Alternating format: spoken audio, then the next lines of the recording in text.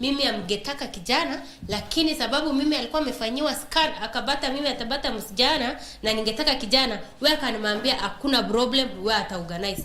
Wacha kuruka mimi. Jen, mimi si nakuruka na mna wewe ni wacha kuruka mimi. Wacha uongo. Umesema ni kitu inaendeleanga katika hiyo hospitali. Si ndio, na wewe si ndio unafanyanga? Mimi. Si ndio? Nani mwingine anafanyanga? Sasa mama, hawa watafungwa. Hiyo si kazi yako. Oh, it's not your job. My name is Angel Pamela Atieno. I am a 12-year-old singer and an actress.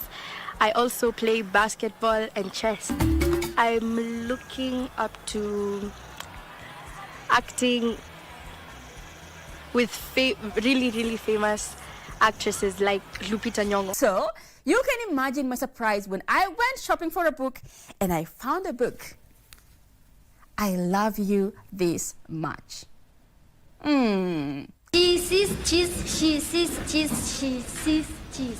Today I'm going to show you guys how to make fried cabbage. It's delicious, it's yummy, and it's so easy to make.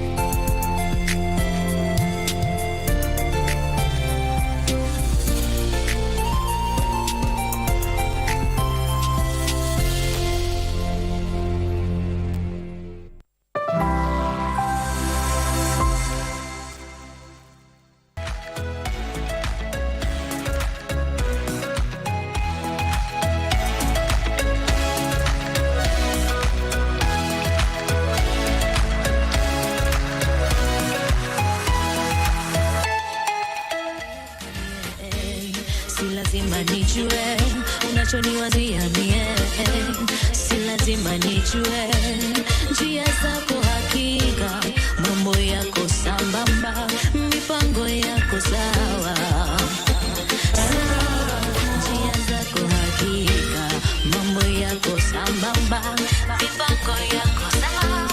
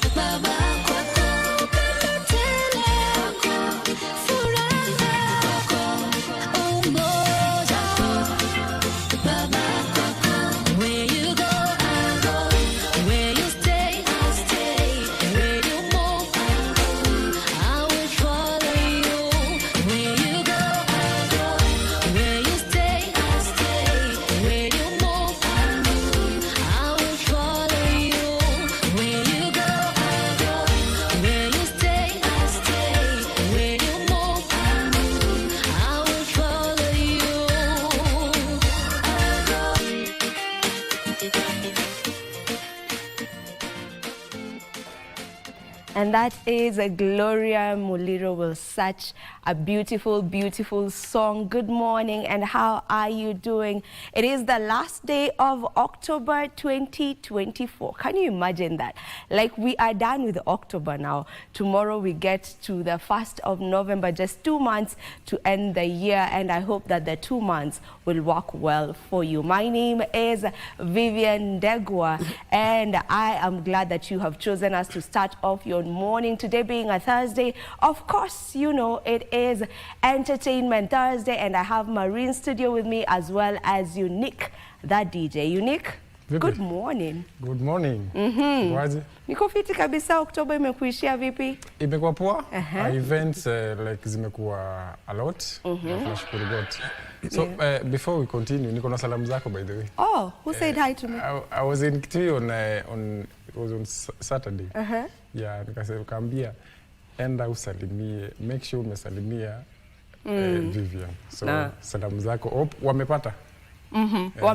Nimepokea salamu zenu. Watu wanasalimiananga aje na Kikamba. Andwa Kitui. Aki nimesahau najuanga. Wacha Mwatindata, Mwamukata. Wamepata. Yes, nimesalimika kabisa. Amepokea salamu mazi. Nimesalimika. So moving on, like I have new songs. Zimekuwa released like this week na last week. I'll just mention a few of them, like Savara may release songs, a lot of songs. Yeah. Kuna another one may release inaitwa Show You Off. Charisma pia kuna new song. Saru na Tipsy G kuna new song. Femi One they released yesterday a song. Na Butros inaitwa Memories. Kuna pia Chris Kaiga pia has a new song. So I have so many songs on my list. So tukiendelea na show nitakuwa nazisample one by one. Nitakuwa nacheza kama mimi tukiendelea na show au sio? Absolutely. Yes. The best DJ in the continent, ashasema. So all we need to do is just wait for us to get the entertainment that we always do right here on Entertainment Thursday. But before we get into all of that, Marie, what is making headlines in the news today? Well, thank you, Vivian and DJ Unique. A very good morning to you joining us here in Nairobi and across the country. Well, coming up in the news, 2 directors of a private school in Uasin Gishu arrested for administering fake KPSEA exam papers. I'll be bringing you those details in the news this morning, including the fact that about 13 million Kenyans have already registered for the Social Health Authority. And definitely the Deputy President's case still in court, and he exudes confidence that the judiciary will come through for him. So, Vivian, all that will be coming up in the news this morning. Definitely, we have sports and also business. All right. Yes.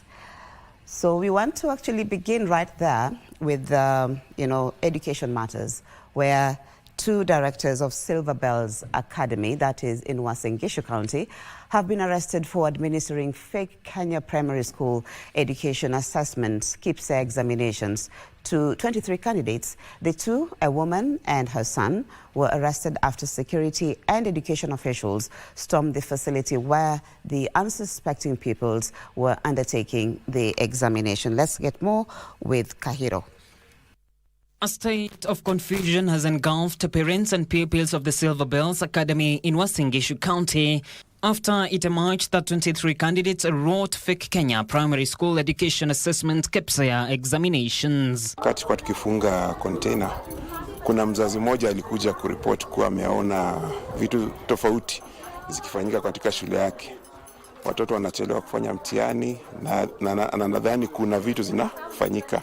A woman and her son, who reportedly the owners of the school, were apprehended on Wednesday afternoon after education and security officials raided the school where the students were writing the fake examinations. Tukifika hapa tukagundua kuwa kuna shule inajipendekeza kuwa inafanya mtihani na kuna mtihani inaendelea. Confirming the incident, Uasin Gishu County Director of Education Gitonga Thiringi further revealed that the institution was not registered as an examination center. Tuligundua shule haijakuwa registered na watoto pia hawajakuwa registered kufanya mtihani. Na mwalimu mkuu na wenye shule walikuwa wakipatia watoto mtihani gushi wakisema kuwa ni mtihani ya NEC.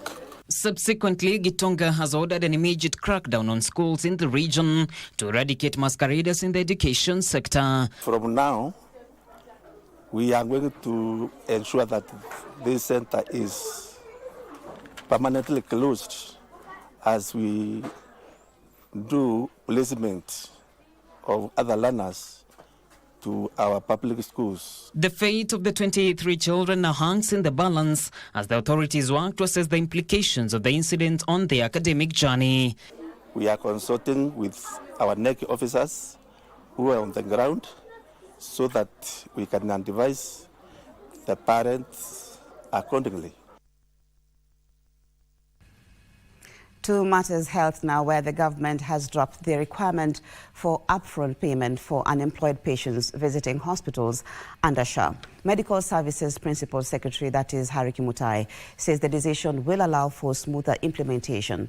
A multi-sectoral committee comprising of national and county government officials has been set up to fast-track the process of addressing challenges in the implementation of the Health Fund. So far, 13.3 million Kenyans have registered on the platform, with 4.5 billion shillings released to cater for medical bills under the program. Kasichana Masha with the details. The Ministry of Health says implementation of the Social Health Insurance Fund is on course. The Ministry of Health says implementation of the Social Health Insurance Fund is on course, and they have put in place a multi-sectoral team comprising of health CECs, ministry officials and Nyumba Kumi officials to fast-track implementation and mobilize Kenyans to register on the platform. This team is also going to form what's called the technical committee within the counties that will include the ICT officers, the technicians from the service providers, and the officers from the Social Health Authority, where they will ensure that they will visit each and every facility and ensure that citizens are receiving services under the Social Health Authority. Principal Secretary for Medical Services Harry Kimutai, issuing an update on Wednesday, said the government has so far released funds to cater for medical bills of patients, and more funds will be released next week. We have released 4.5 billion last week, and the facilities can confirm that if they have received payments. This week we are releasing another 4.5 billion Kenya shillings, and that will make a total of 9 billion Kenya shillings that will be released for payment or debts that we owe these facilities. Additionally, Kimutai revealed the government had removed the requirement for upfront payment for those who registered under SHA and are unemployed until the ministry gets an insurance premium financing model. And once the insurance premium financing model is ready, then we'll urge them now to pay their premiums upfront based on the financing agreement they will enter with either the cooperative societies, the SACCOs, or some of the financial institutions who are coming in to support us in the rollout of SHA. Kimutai urged contracted facilities to comply with the authority's regulations or risk termination of contracts. Contracted under SHA, they should be able to provide services under SHA, not demand upfront payment where the citizens who have registered under SHA and paid their premiums are denied services and told to pay upfront. That is where we are differing with those facilities. The government rolled out the new health financing model on 1st of October, in which those in employment contribute 2.75% of their gross pay to the kitty.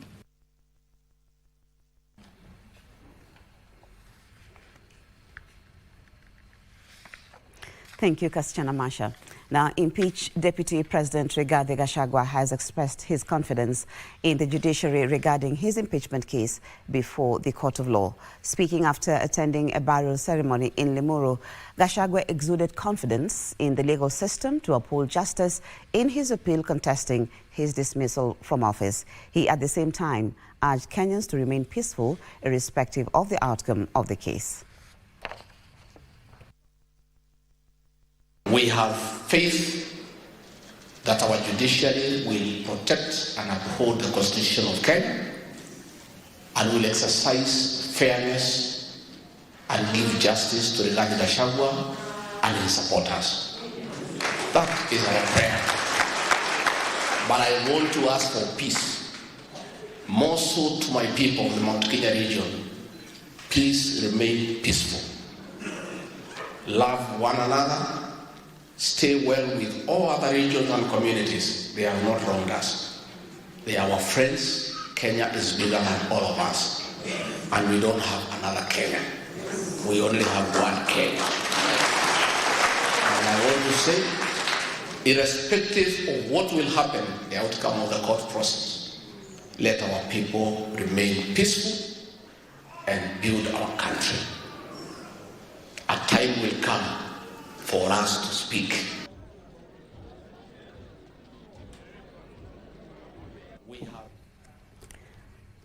And a section of religious leaders in Kenya have faulted the alleged persecution of Jehovah's Witness believers in Eritrea, terming it a violation of human rights. The group says profiling of people based on their religion in the continent should come to an end, the Jehovah's Witness members in Kenya say several attempts to seek the release of their members currently serving time in Eritrea has fallen on deaf ears. They are now calling on relevant authorities to intervene.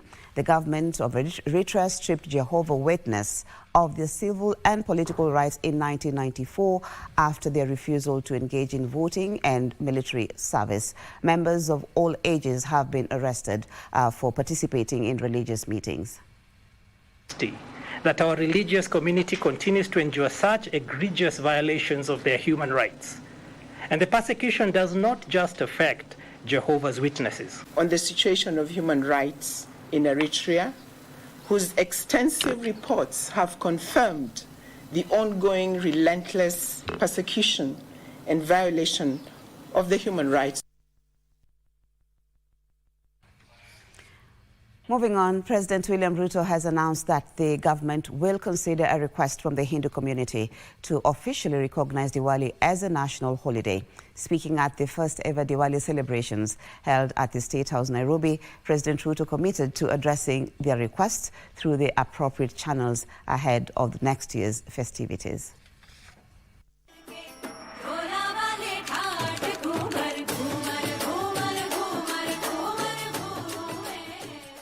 It was a scene of joy and color at State House, Nairobi, as President William Ruto hosted a historic Diwali celebration, uniting leaders from the Indian community and government officials.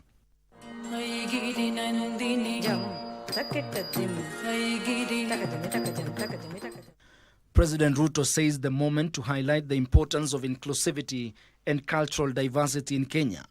Sab kuch tihi. For the first time, we are celebrating this occasion of Diwali here in State House as a recognition. These values transcend any single culture, the values that we all believe in. They resonate with all of us and drive our collective efforts to build a prosperous, united, and inclusive nation. I am humbled to be associated with a festival that has a history spanning 5,000 years. I feel both privileged and proud that our country is enriched with such a wealth of cultures, traditions, and religion. The Hindu community took this opportunity to formally request that November 1st be declared a public holiday to allow more Kenyans to participate in the vibrant celebrations. In all sincerity, we feel that being part of this culture of this country, we want to celebrate Diwali with the rest of the Kenyans. Not only within ourselves, but we feel part of this country. And we feel a Hindu public holiday would just make us feel proud to be Kenyans, and we want to celebrate with all of you. As a community, feel a sense of belonging to this country. Be part of Kenya in every respect, because you have no spare country. President William Ruto announced that the government will consider the request of the Hindu community to make Diwali a national holiday. I will undertake to subject it to the process of government. The Speaker is here. If it has to happen, it has to go all the way to Parliament. But I want to assure you that we will have made a decision by the next Diwali. Ruto emphasized the government's commitment to safeguard the right to worship for all Kenyans, urging citizens to dismiss any negative narratives surrounding religious freedoms. We will protect, by all means possible, the sacred provision of the right to worship by all Kenyans and all religions. And that there will be no interference whatsoever. There will be no limitations whatsoever. Dr. Bimal Kantaria, the National Trustee of the Hindu Council of Kenya, invited all Kenyans to join in the Diwali festivities, which will officially begin on November 1st and continue through November 2nd, 2024. Mr. President, Your Excellency, the Hindu community stands beside you. And with all Kenyans united in our shared goal of building a stronger, more inclusive Kenya, we are proud to be part of the nation's story. And we look forward to continuing our story together towards the light, towards a path towards progress and prosperity. As Diwali, or the Festival of Lights, approaches, Hindu community across the world prepare to mark this significant holiday with joy, fireworks, and a renewed spirit of togetherness.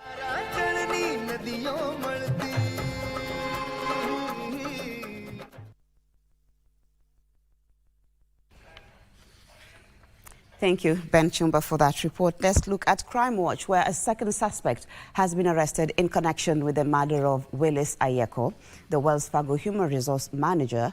Police say the woman was arrested with her boyfriend, who is the main suspect in the murder case. The man, however, escaped with gunshot wounds, and police have urged hospitals in the area to alert them if they receive a person with gunshot wounds in their facility. Meanwhile, Victor Okoth Ouma has been remanded for 21 days pending investigations. He was arrested in Dandora in Nairobi and will be detained at the Railways Police Station in Kisumu following a court order.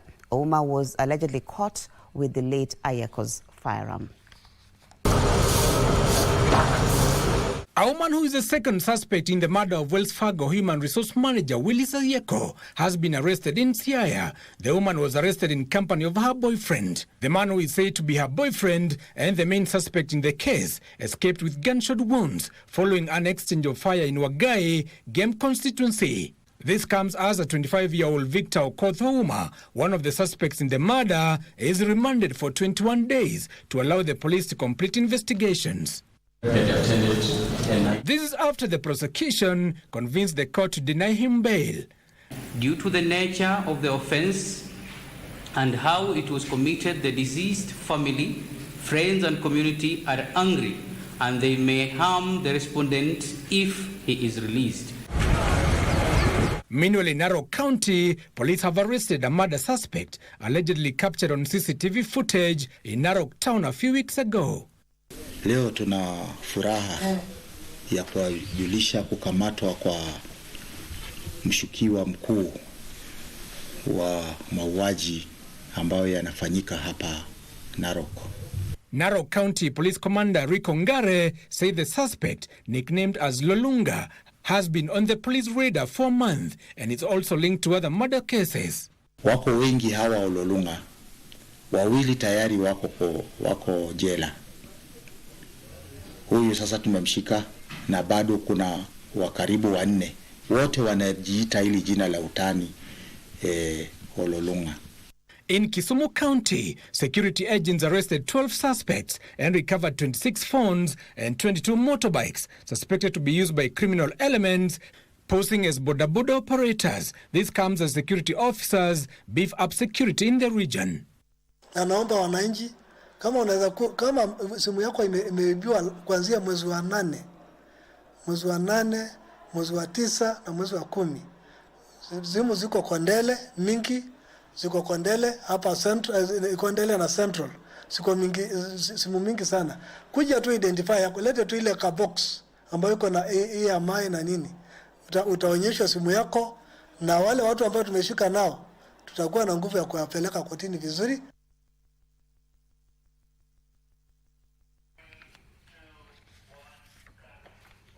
And university lecturers' strike entered its second day on Wednesday despite an order by the Employment and the Labor Relations Court declaring the strike illegal. Lecturers in public universities in parts of the country took to the streets faulting the government for failing to honor the return to work formula signed on the 26th of September. Our reporter Khalid Abdullahi has the details as the government called the lecturers back to the negotiating table on Wednesday in a bid to unlock the impasse. The directive by the Employment and Labor Relations Court following an application by the Inter-Public Universities Council Consultative Forum of the Federation of Employers declaring the strike unprotected appeared not to deter lecturers in parts of the country. This was the situation in Kisii University on Wednesday. Academic staff took to the streets in defiance of the court order, vowing not to relent until the government honor their return to work formula and to increase their salaries between 7 to 10%. We are not going back to class. We have been taken for granted for too long. This time round, we must have our issues sorted, and sorted immediately. A similar situation at Tomboya University as dons insist not to call off the strike. We are telling the Secretary General, that is Dr. Wasonga, Constantine Wasonga, PhD, that he should not allow people to go back if money has not hit our bank account. This time, the NEC must sit together and resolve this issue, not that the national office on themselves will resolve this issue. Justice Agnes Nzei, in her ruling declaring the strike and protected Baduaso officials from calling or inciting its members to a strike regarding matters that were subject of negotiations as part of the return to work formula signed on the 26th of September 2024. The court also ordered the two parties to return to the negotiating table in good faith, setting the date for the mentioning of the case on the 28th of November 2024 from the 5th of November 2024. And to KBC's first, the Kenya Broadcasting Corporation first female managing director, Agnes Kaleche, assumed office on Wednesday with a pledge to revamp the country's oldest media house. In her maiden speech, the MD pledged to engage the staff and streamline affairs of the corporation. Welcoming her into office, KBC board chairman, that is Tom Shinde, said the board will fully support her. Yusuf Farah with the details of her first day in office. After nearly 2 years without a substantive managing director, Kenya Broadcasting Corporation has a new managing director, Agnes Kaleche. Kaleche makes history as the first female managing director at the state broadcaster. And as she joined KBC, the new MD pledged to take the national broadcaster to the next level. On the 25th, the court issued a stay. And I'm here. I've reported back. I've signed my contract. And I'm excited to take this broadcasting to higher heights. So for us, we'll just work with the staff to see what they have and, improve on the processes and what they. The board chairman, Tom Shinde, expressed confidence in her leadership as she took over the mantle. It's a very exciting time for us. It's a time of change. It's a time to really start giving the corporation a new face, a new brand, a refreshed appearance and relevance to the communities of these countries. Kaleche takes over from acting managing director Florence Migunde, who was appointed a month ago after the tenure of Paul Masharia, who was acting, came to an end. I've been holding brief for you, and I have done a good job, and I know you will continue and doing better. Kaleche was appointed in May last year for a 3-year period, but did not assume office immediately owing to a court case that has since been concluded.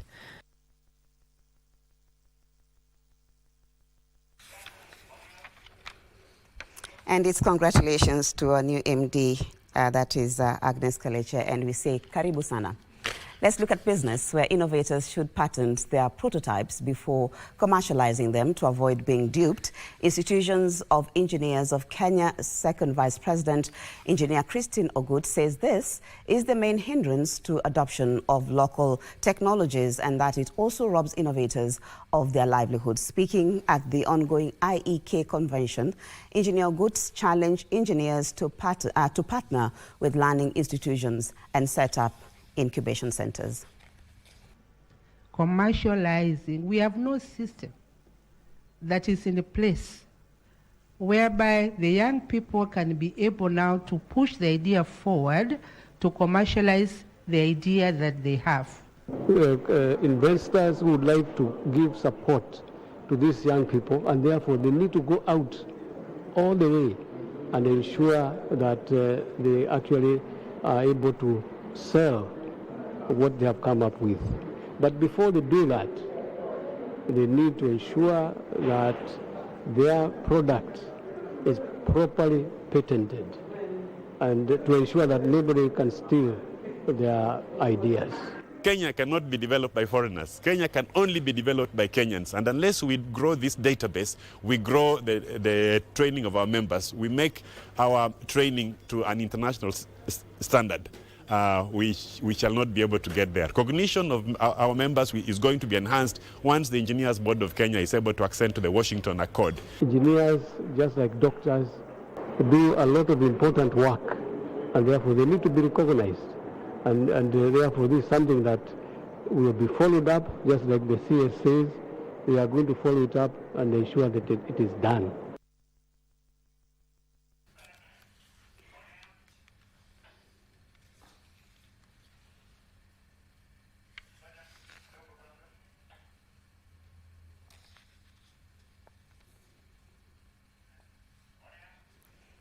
Well, the national women's soccer team Harambee Starlets redeemed themselves in the final group match against the Philippines, whom they beat 4-1 to register their first win in the Pink Ladies Cup tournament at the Emir Han Stadium in Antalya, Turkey. The Kenyan team, coached by Beldin Odemba, took an early lead in the 6th minute through Elizabeth Mtukiza before Philippines scored an own goal in the 36th minute to give Kenya a 2-0 halftime lead. In the second half, the Asians earned their consolation via penalty before Harambee Starlets scored their third and fourth to complete the score sheet. Kenya kicked off their campaign with a 1-0 loss to Chinese Taipei before losing 4-0 to Russia in the second match. The event is the first international competition for Harambee Starlets this year since taking part in the Women's Africa Cup of Nations qualifier against Botswana in December last year. The Pink Ladies Cup has brought together teams from Africa, Asia and Europe. Meanwhile, back in Nairobi, 30 goalkeeper trainers are engaged in an elite CAF goalkeeping course at the Kenya Institute of Special Education under the tutelage of the esteemed coach educator Alejandro Reida, who is a renowned FIFA and CAF expert in goalkeeping. The course, which will run till Friday, aims to enhance skills and knowledge of goalkeeping coaches in the country, which is one of the key agendas of improving football in the country, according to FKF Vice President Doris Petra. Now it comes to that goalkeeper, the final person in the game, that we need somebody who is a goalkeeper trainer to train other goalkeepers. And you can see in this class, almost everyone was a goalkeeper during their time.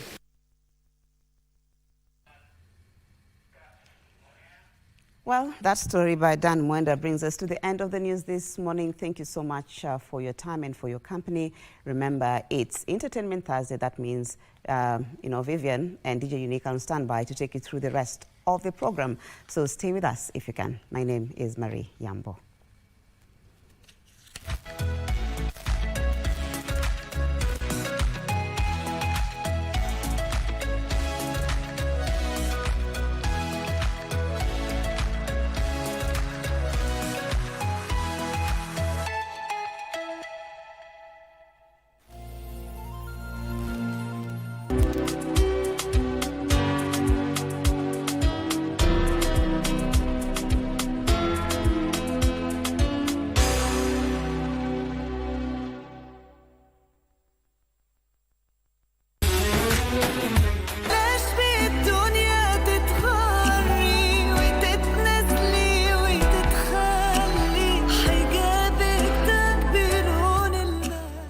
Yule ambaye atautumia ulimi wake kwa mambo ya kheri, Allah subhanahu wa ta'ala atampa manufaa katika dunia na kesho akhira.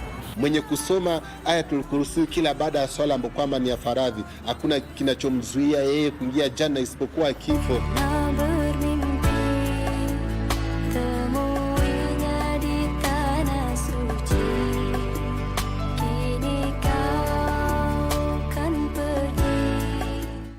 Siku zinasonga sambamba na matukio yanavyojiri. Kuyajua hayo, mbali na hamasa zilizopo kwengineko, shirika la utangazaji KBC limejitolea kuhakikisha ubora wa matangazo yasiyo na chuku. Darubini huangazia mengi ya kusini na kaskazini, mashariki na magharibi, na kukuwasilishia kwa njia stahiki. Ufasaha, usawa, uketo, pasipo kuegemea upande wowote. Iwapo hutakishaka kwa unachoarifiwa, Darubini itakidhi mahitaji yako. Jina langu ni Nancy Onyancha. Na mimi ni Harith Salim. Jina langu ni Gladys Mungai. Mimi ni Ahmed Jumabalo. Nami ni Sarafina Robi.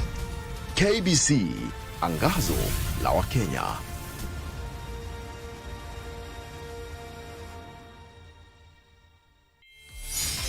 Hello, fabulous ladies. Welcome to the talk show that's all about sisterhood, empowerment, and unfiltered conversation. We will be focusing on women. We believe in women. We are really changing. We are creating a safe space for women to connect, thrive, and share.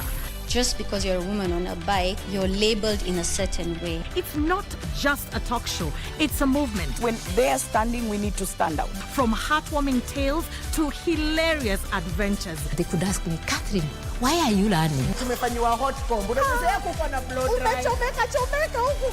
We are turning the spotlight on women who are breaking barriers in the individual fields. You have to have a vision. You are the leaders of Kenya today. Keeping it honest and relatable. Mental health is real. Yes. Where there is no communication, there is no relationship. Join the sisterhood every Sunday at 4 p.m. on KBC TV for Dada's Show.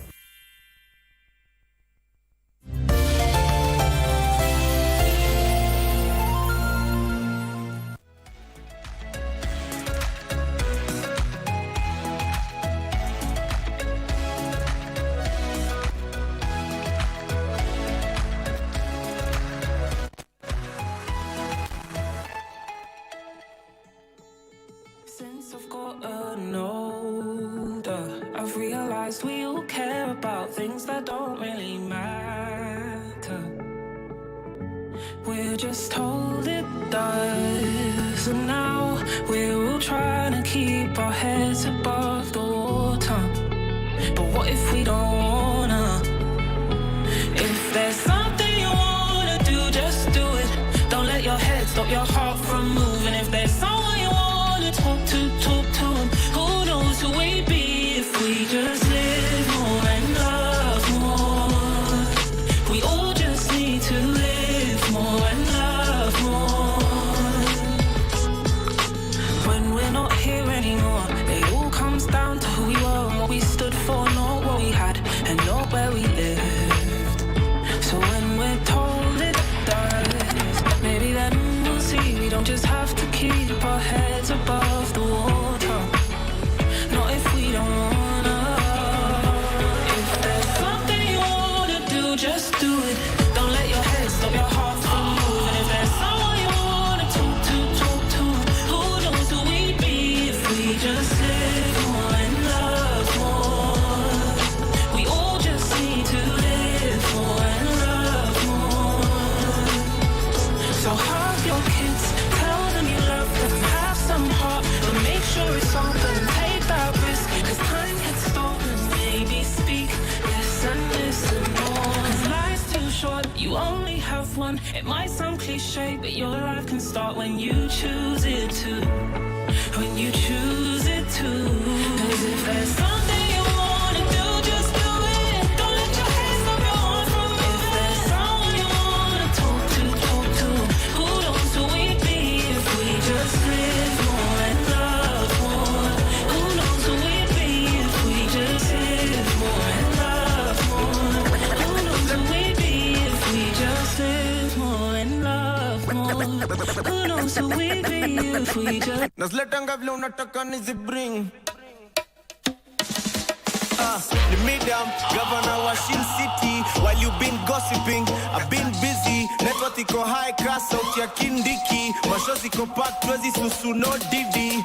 Wanasu haina issue no biggie. Big shoes toto kuzifeel sio easy. I made millionaires wakakuwa greedy. Wananja excess wameshindwa kuistiri. Kama stripper au mafisi. Industry mzimo try kumove kama sisi. Ona tukimwoko wanaingiza baridi. Silver kwa wingi, shini wanjigi. Wamejaribu kuharibu jina imekata. Na washinda na akili na chapa. Choka na story zao za kijinga. Kuja mali kuna brown kaka binga. Nazletanga vile unataka nizibring. Niko busy na kubidi what you want. Wako ichi wana try kuingia kwa mix. Busy na kubidi what you want. Niko busy, namba zote busy. Busy sana busy. Busy na kubidi what you want. Niko busy, siku zote busy. Busy kama busy. Busy na kubidi what you want. Touchdown na ingia na win na go missing. Top tier my dear, my millions I'm eating. Na shiba mpaka mnajita ma meeting. Nikitwa biti na patanga beating. Ni slap, min kona drink wani glass. Mr. Machismo na sip Johnny Black. Si ati ni jokes au na ringa ni facts. Kwangu ile gloss wanalipwa ni tax. I've been putting in work. Nimekuwa famous for years na ina perks. Mayangin wali grow akinisikia wana rap. Hakuna kitu neza niambia na get busy. Nazletanga vile unataka nizibring. Niko busy na kubidi what you want. Wako ichi wana try kuingia kwa mix. Busy na kubidi what you want. Niko busy, namba zote busy. Busy sana busy. Busy na kubidi what you want. Niko busy, siku zote busy. Busy kama busy.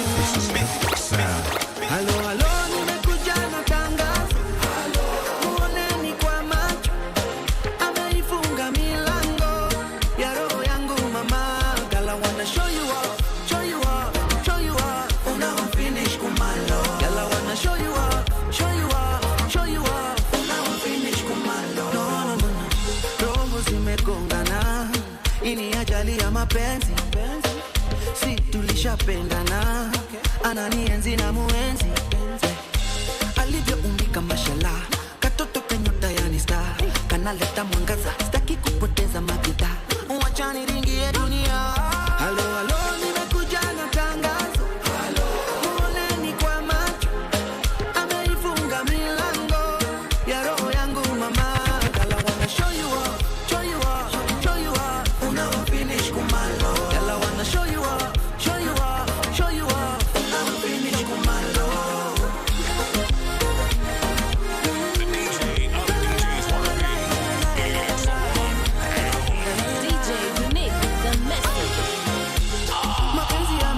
Hewa zimatana upunguze esi, ni nani aliyekukera, anaishi wapi nimtumie jeshi, liapa sitapenda tena, lakini leo nafungua kesi, songea karibu upesi, sensi jukatie tu kuna 0 sentimita, hakuna kilomita, kino chako kinanita naitika, mae wangu sinyorita, katie tu kuna 0 sentimita, hakuna kilomita, kiuno chako kinanita naitika, moyo wangu sinyorita.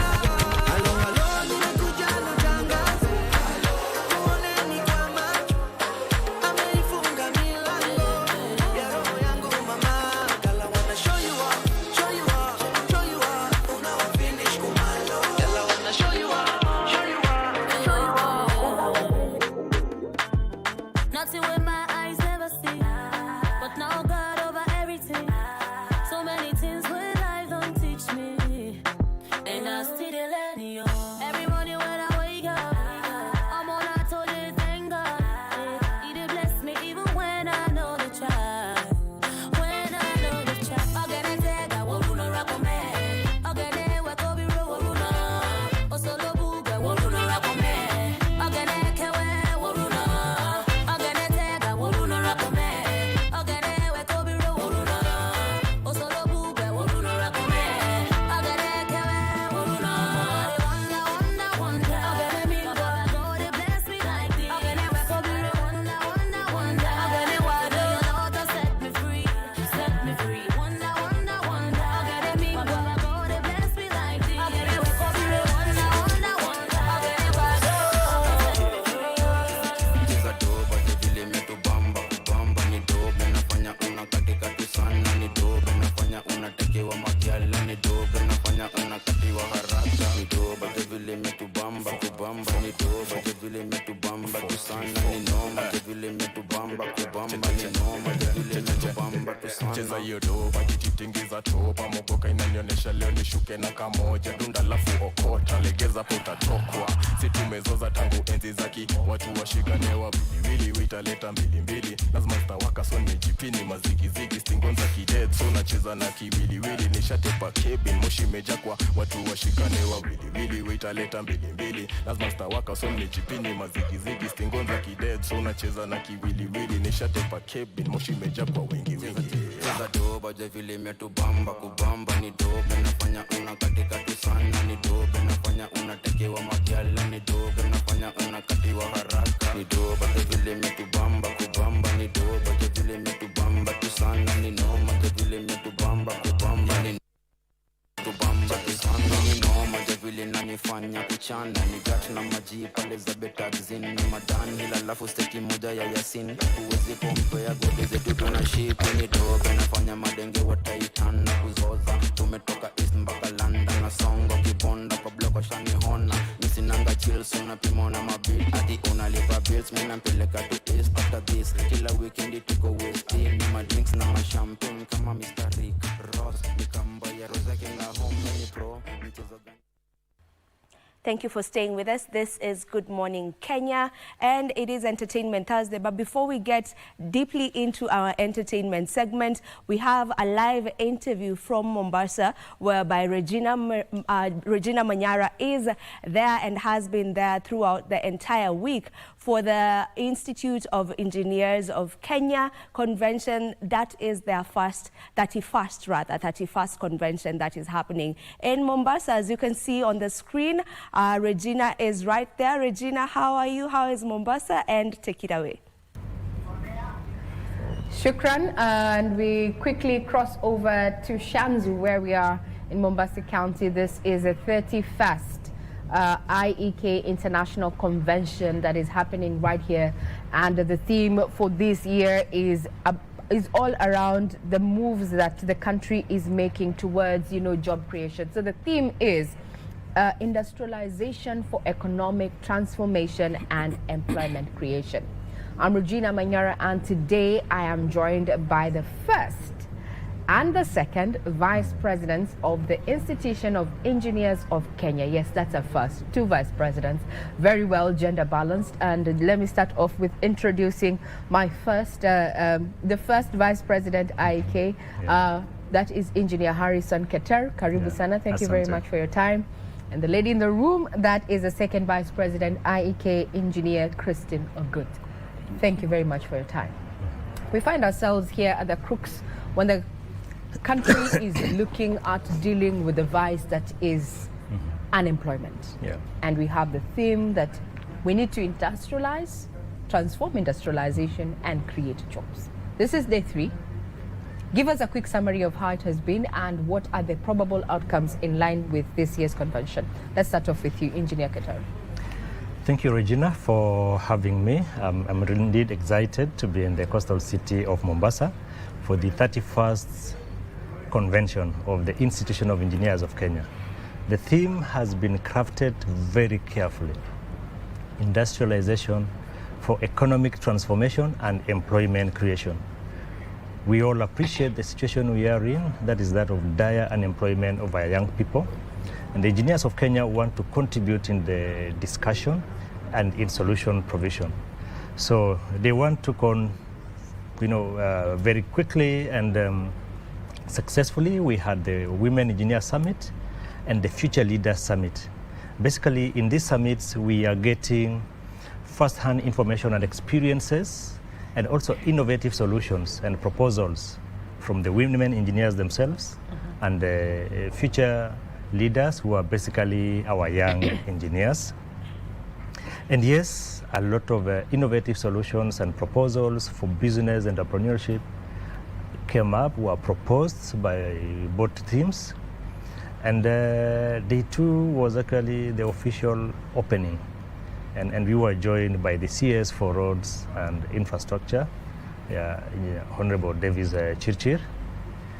And yes, the topic resonates quite well with the Kenya Kwanza Manifesto and the government's top priority agenda, that industrialization is the way to employment. We have to run away from being a net importer of everything as a country. And what we engineers are doing is basically bringing the country to the realization that when we talk about jobs, we cannot talk about jobs without industrialization. And industrialization is engineering, and engineering is industrialization. I like that, because engineering has already been termed as a profession that is solution-based. Exactly. Now, let's bring in the women in this conversation. Out of 25,000 registered professional engineers, women account for a mere 13%. We had the Women's Summit, and they said it's the high time that they were included here. From where you sit, Engineer Christine Ogut, what do you think really needs to be done? Thank you very much, Regina. It is true that women engineers stand or account for 13% of the population of engineers in this country. And I have seen this journey grow. When I joined IEK in 1999, the women population was at 3%. We have grown to 13%, and this growth has come up based on the measures IEK has put in place to encourage the girl child to take engineering at the high school level or the secondary school level now. We also have programs for the university where we mentor women who are taking engineering, because at times, even when they graduate, with engineering and they're looking for jobs and there are no jobs, what happens is that some organizations actually convince our women engineers then to shift career, to go to financial, to work in the banks and things like that. But once IEK has realized that, we have a mentorship program that where the senior engineers, more seasoned engineers, hold the hands of the younger engineers from university so that we mold them and encourage them to actually work in this very exciting profession. Very well said. That's I mean, going for STEM, encouraging the girl child to take up a STEM subjects in primary as well as high school. Yeah, starting from a nascent age, so to speak. But we also have a problem, or rather engineers have brought out the issue that yes, they have trained as engineers, but they are not employed or working as engineers. One of the proposals that was made, I think in day 2, was to have the government institute quotas for local engineers across mega projects. What is your take on this proposal, and can it work given that PPPs is one of the models that government is taking up, but when we look at the Procurement Act, it leaves out PPPs when it comes to the 40% local presence of engineers and such or other works. How do we navigate that? Okay, thank you, Regina, for that very important question. And I think I want to bring the context of the global perspectives in this topic. We have seen programs where we are talking of Kenyans going to work overseas, or rather talk of Africans really going to look for better jobs overseas. What kind of jobs are they going to look for? And why is it so?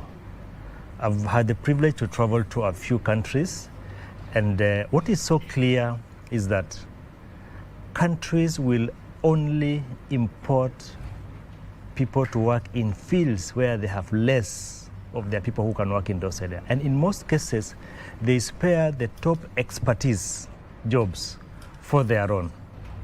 So you hear our people going out to be, you know, cleaners, caregivers, and basically, I would say, manual physical jobs. Now, in our case, in most of the African countries, the opposite is true. We tend to bring more of the specialized people. For me to go and work outside the country as an engineer is really a tough, you know, nut to crack and navigate. Except the very expertise people in specific fields who are just being poached. But I just can't go and ask for jobs. In this country, what we need to do is actually adopt a Kenyan focused agenda.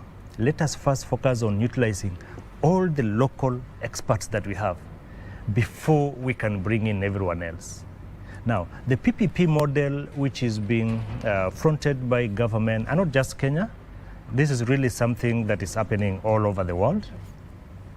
But then there's a simple principle we need to adopt as we go into this PPP model, that the PPP model is going to happen in Kenya.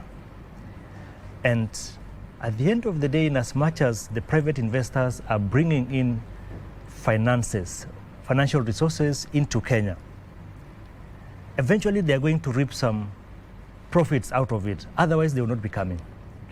So what does that mean? Eventually, the Kenyan taxpayer will pay back that money. This is now where the catch comes in. We want to ensure that Kenyans are employed in these jobs. Now, what can be done to ensure that that is done? It is important that before we enter into a PPP arrangement with any partner, we need to first skim around for the jobs within the PPP that are going to be created and map out which jobs can be done by Kenya. And believe you me, we have enough resources in Kenya, especially engineering expertise, to do these jobs. Now, Engineer Keter, let me stop you at that point and bring Engineer Ogut into this conversation. There's been those who've been saying that we are having a staffing problem because we do not have qualified engineers. What is your take to that? Qualified engineers? Oh, yes. We have them, Regina. And it depends on what you're looking for. It depends on the funding model for the specific project. Yesterday, the chair of EBK mentioned that in the projects, they want a specific clause in Bill number 1 that provides opportunities for engineers so that interns are actually trained in those projects and they earn a living from that. Regina, when I campaigned as the second vice president for the position of second vice president at IEK, that was one of my campaign targets. And I'm happy that somebody somewhere listened and has run away with it. What does that mean is that we will have opportunities for engineers to be employed. Now we talk of PPPs, public-private partnerships. Even the contracts that we have locally, it is the private sector that is actually investing under different arrangement where government is actually procuring their services. So if we can have that put in the project, it is already actually being practiced by Kenha, by Kura, and what that means is that then our younger engineers are assured of a training so that they become qualified and competent from a construction perspective, and also if they can work with the consultants. But what is so important, this 40% local content has been there for a period of time. It is a statement on paper. And I want to say that where we have failed is that we have not been able to monitor and ensure it is actually being implemented. So that you find that, yes, if you go to a specific project, I may not want to mention one that I visited, where you find that, yes, you have 40% content or even more of the locals, but this 40%, where are they? This 40% on the skilled, on the project, they are more or less, will I say, unskilled? Not really. Unskilled labor. Yes, unskilled labor. Yes, you understand? Then engineer, now as you work to respond to me, then who should monitor this? Because what I'm hearing is that yes, it is there, but we are lacking capacity in the implementation when it comes to the monitoring aspect. I have challenged, one, there is the regulator who must ensure that that government policy is actually being effected. And the regulators, from my perspective, would be the National Construction Authority and Engineers Board of Kenya. They could have tried in their own way, but beyond that, we engineers on those projects must give them information so that based on that information, they can actually make informed decisions. So you'll find that when we do the progress monthly reports on a construction project, then we need to, there is a chapter that actually talks about the labor content. It is at that point that you must report, and the regulators must ensure that that practice, that information is shared with them so that every month, and even beyond the regulator, we have the head of public service.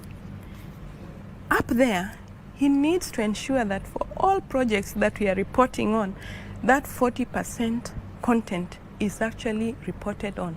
And if it is reported on and that information gets to that very high office in the country, then contractors, consultants, engineers will take the 40% local content, and even the procurement specialists, because they know they are supposed to also report on that, they will take that issue to the next level. Thank you. I like the way you've put it, is that we are practicing the 40% local content, but not necessarily on skilled labor. We're focusing on the unskilled labor. Still in this particular front, how then do we gravitate, or rather move our innovations from the lab to the market? Because we've seen young engineers demonstrate quite their capacities in the last 2 days we've seen here.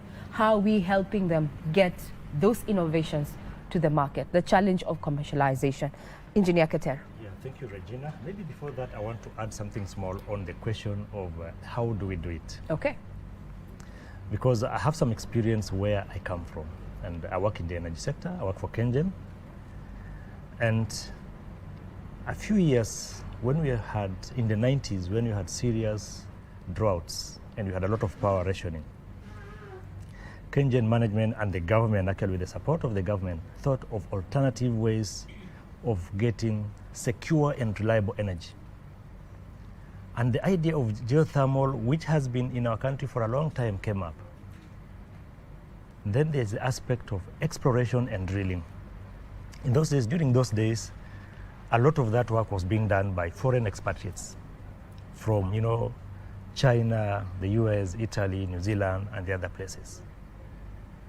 But the company embarked on a serious capacity building problem, letting our engineers work alongside these experts and also sending them out for training. As we speak today, we do all our geoscientific surveys by our local experts. The drilling is done 100% by our experts. The operations and maintenance of our power plants is done 100% by our engineers and experts. Now, the question I'm trying to answer is, we have skilled experts in this country. We do. So how do we go about it? It's not enough to just talk about 40%. We need to break it down to, out of these 100% of the jobs, when we say 40%, what exactly do we mean? And we actually need to itemize that in the contracts that we enter into. It goes all the way to the point of saying 40% of what is going to be used in the project should be locally sourced materials. We have seen projects where foreign contractors bring food in containers and disguised as materials for the project. So we've got to be very deliberate on this. The other way of going out to solve this is we need to bring the right stakeholders at the negotiation table. When we are negotiating for this PPP, we need engineers. We need the engineering body, for instance, to be represented so that we are able to map out. We say, this expertise we have, this expertise we have. In terms of looking for work permits for the foreigners, this is done by the immigration department. We need engineers there to vet and say, on this, we are not admitting anyone. On this, we are not admitting anyone. Now, talk of innovation. Coming back to your question. Before even you get to innovation, you've touched on a matter that is quite debatable and quite current right now. Kenya finds herself in a crux, so to speak. A lot of criticism in the direction that government has been taking when it is looking for private investors to invest. One is the case of the Adani Group here. From maybe your personal capacity and experience, are engineers or is our skilled labor included, when we're sitting down and having these conversations? Because we've had the proposed deal to expand JKIA that will require engineers. We also have the one that has been stopped by the court, so we'll not talk about that because that is sub judice. But then let's look at JKIA expansion and the role that engineers, our local engineers, if any, are going to get in this particular partnership. Have you been included? I mean, as an institution, are you part and parcel of that conversation? What do you think about that, Engineer Keter? Of course, the Institution of Engineers of Kenya is not part of the negotiations and discussions that had gone place into that deal. There may be engineers in those institutions also. I have not seen the nitty-gritties of the details of that contract. But one thing that I know for sure, our engineers can handle probably up to 70–80% of those technical jobs. The problem comes in here, and it boils down squarely on negotiation.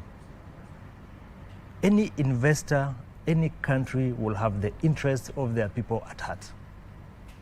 When they come to bring in their venture capital, they will say they are bringing in their technology, but behind the scenes, they are also bringing or creating jobs for their people. This is what we need to understand. And we'll pick it up from there after this particular break. We take a quick breather. We are having a conversation on what we can do going forward when it comes to building capacity, local capacity among our engineers, looking at the available investment opportunities. We'll be right back. Do not go away.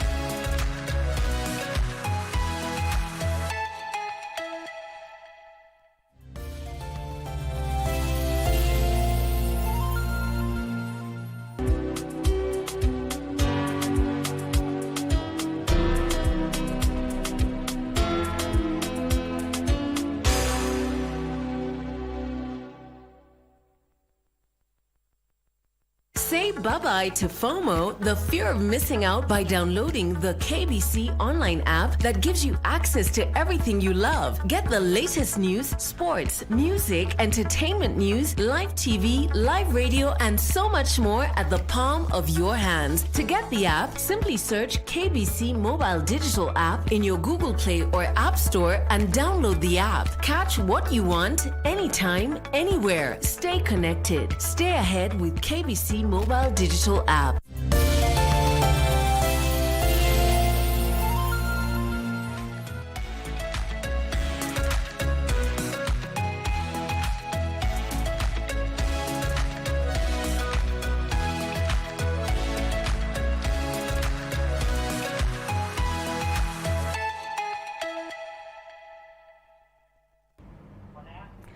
Welcome back. If you're just tuning in, we're talking about building capacity among our local engineers, looking at the available opportunities and the challenges therein. This is happening on the sidelines of the ongoing 31st IEK International Convention that is taking place in Shanzu, Mombasa County. Now, let's pick it up from that, from the first Vice President, IEK Engineer Harrison Keter. You said that as far as you are concerned, yes, engineers are capable. Yes. Yes. And the numbers are just right when it comes to taking up local mega projects. And we were talking about, you know, the conversations around the Adani projects and such, Yes. especially under JKI. Yes. I want to bring in the second Vice President, IEK Engineer Christine Ogut. I saw you nodding. Maybe you can add up to that and also now bring up the other issue that engineers have raised, that local engineers not only want to be included in these projects, but also want to be remunerated right. To you. Thank you very much. On the PPP projects, what we really need to do is to break down what we want as a country from a PPP perspective in terms of, if it is expertise, we have this expertise. What expertise is the PPP providing that, one, we can work as a joint venture with them. Two, we can also build our own capacity. And three, we understand our local problems. So we need to break it down into various components so that it is very clear. One of the things that we also need to do for the PPPs is actually to look at this period that we are being given of 30 years. At what point does the PPP owner break even on his investment? If he breaks even after 10 years, and in most PPPs, that is actually what happens, is that then the 20 years, if you've given him 30 years, the 20 years, he's a happy man all the way to the bank because he's making a kill on the investment. We also need to be deliberate and say that as a country, can we invest? If an investor, after 10 years, has recouped his investment, why are we giving 30 years? So, can we also form our own PPPs that we as a government can actually invest in? You'll find like the Chinese companies that are actually coming, even the one that is on the expressway, 49% owned by the locals in China, 51% owned by the Chinese government. So they're actually reinvesting in their own of local PPPs. Yes, so that we can also take part, or rather build capacity among local private sector. Now the other question you talked about, remuneration. What is a good package for an engineer? You tell me, what is it? Because when I and why I'm asking, what is a good package for engineers is when you go onto those projects, you find that that specific international engineer who is working in Kenya under similar conditions like our own engineers is being paid a higher package than our own. And yet, because this is a local project anyway, this is a project being done in Kenya, in the spirit of equity, you find that then you begin asking yourself, what is so special about this engineer from out there that is earning much more? And I've seen that even on consultancies. You find that the lead consultant, because they're coming from Europe, even if it's a joint venture and they have locals, the consultant then is being paid much more than our own engineers. We have our scale of fees that actually, even the ones of the PPP, need to appreciate that and pay our own based on those scale of fees. Pay for work done. Yes. Pay for work done. Yes. Not who does it, but pay for work Why I done. speak pay our own engineers, our local engineers. As much as they're being paid for work done, they must also get value for money. And this is an investment that the country has done. So when you come to Kenya, look at our scale of fees and pay comparatively. If anything, pay higher than that. We will be very happy. Indeed, Thank it you. will, it will be like a reinvestment. Buy Kenya, build Kenya. Now, in that particular spirit of Buy Kenya, build Kenya, the regulator has been pursuing the Washington Accord. Yes. Maybe a status report from where we are and how it is going to change the dynamics, or open up the world in the scheme of work for engineers. Engineer Keter.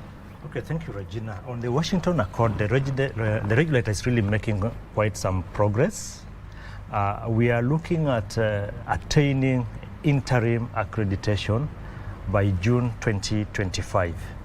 Right now, the regulator is working on a journey of fulfilling the requirements for accreditation, and we had actually the chairman and the CEO of EBK allude to that.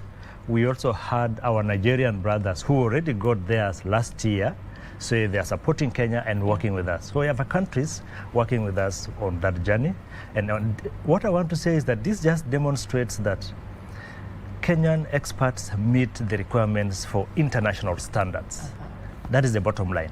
But let me come to something that is very dear to me: patriotism. Pending bills. And I want to relate it to pending bills. We have a scenario where, as a country, we are quick and very keen to fulfill our debt obligations internationally. But what are we doing to our local debt obligations? We are not paying our local contractors. And yet, these are the people who are employing Kenyans. It means, therefore, that our Kenyans who are employed by our local contractors are fired. They lose jobs, they lose livelihoods. It means that our local contractors and consultants cannot grow and expand their businesses. Instead, what do? They actually shut down. People get disillusioned. They go into depression.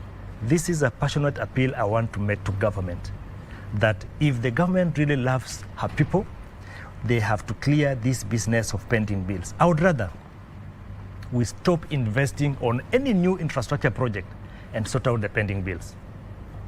And then after that, we can go for the big infrastructure projects, especially where the contribution of government is a bit high. But then the better model even would be, let us balance, do some major infrastructure projects, but also budget sufficiently to sort out our people. The pending bills. I can see it's quite passionate because we have 2 minutes. Is that your clarion call? Can we say that effectively that is your message that Engineer Keter you have for the government? Absolutely. Okay. Now, Christine Ogut, adding on to that, and you'll be the one to close this conversation for us. Take it away. On pending bills, and I hope the CS at the Treasury will get this message. What to if I were monies dedicated, I would have a plan to ensure that just the way they have set aside money to pay the commitments for the loans they have borrowed, in a similar manner, set aside monies to pay the pending bills so that you just know this is how much is coming, and beyond that, also set aside money for projects so that there is a balance between paying what is pending, paying the loans, and motivate the Kenyans to pay taxes. Okay. Very well said. We have been joined by none other than the first of IEK, that is Engineer Harrison Keter. Thank you very much for your time. And next to him is the second Vice President of the IEK, that is Engineer Christine Ogut. A clarion call to powers that be to relook and have a Kenyan-centric policy when it comes to job opportunities and clear the current pending bills before taking up other mega projects so that we can grow economically and socially. I'm Regina Manyara. I hand you back to Broadcasting House. We are live from Shanzu, Mombasa County, where we're keeping tabs on the deliberations in the 31st IEK International Convention. Over to you.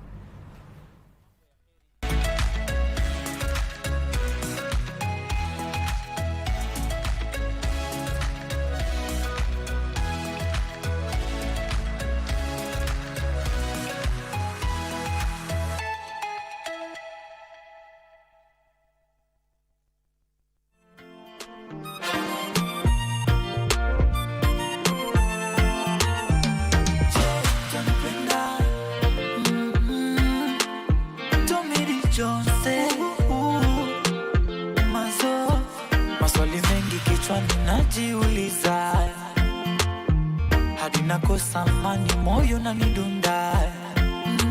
Na kwenye mapenzi ujui ya kesho, pengine utaja kunimwaga. Naweka ukwezi wa simba wetu, pengine penzi litanoga.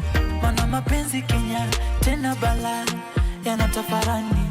Omba usimame wima, sije china angu wa maishani. Mapenzi ni siri, kila mmoja na mawazo yake.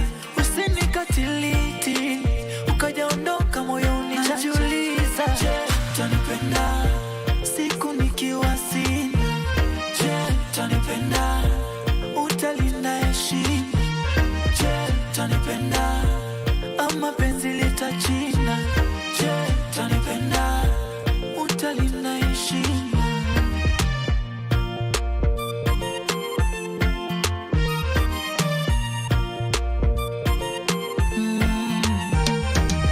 Kinachofanya niwe na wasiwasi, maana shaumizwaga kwenye gari langu nisikose nafasi.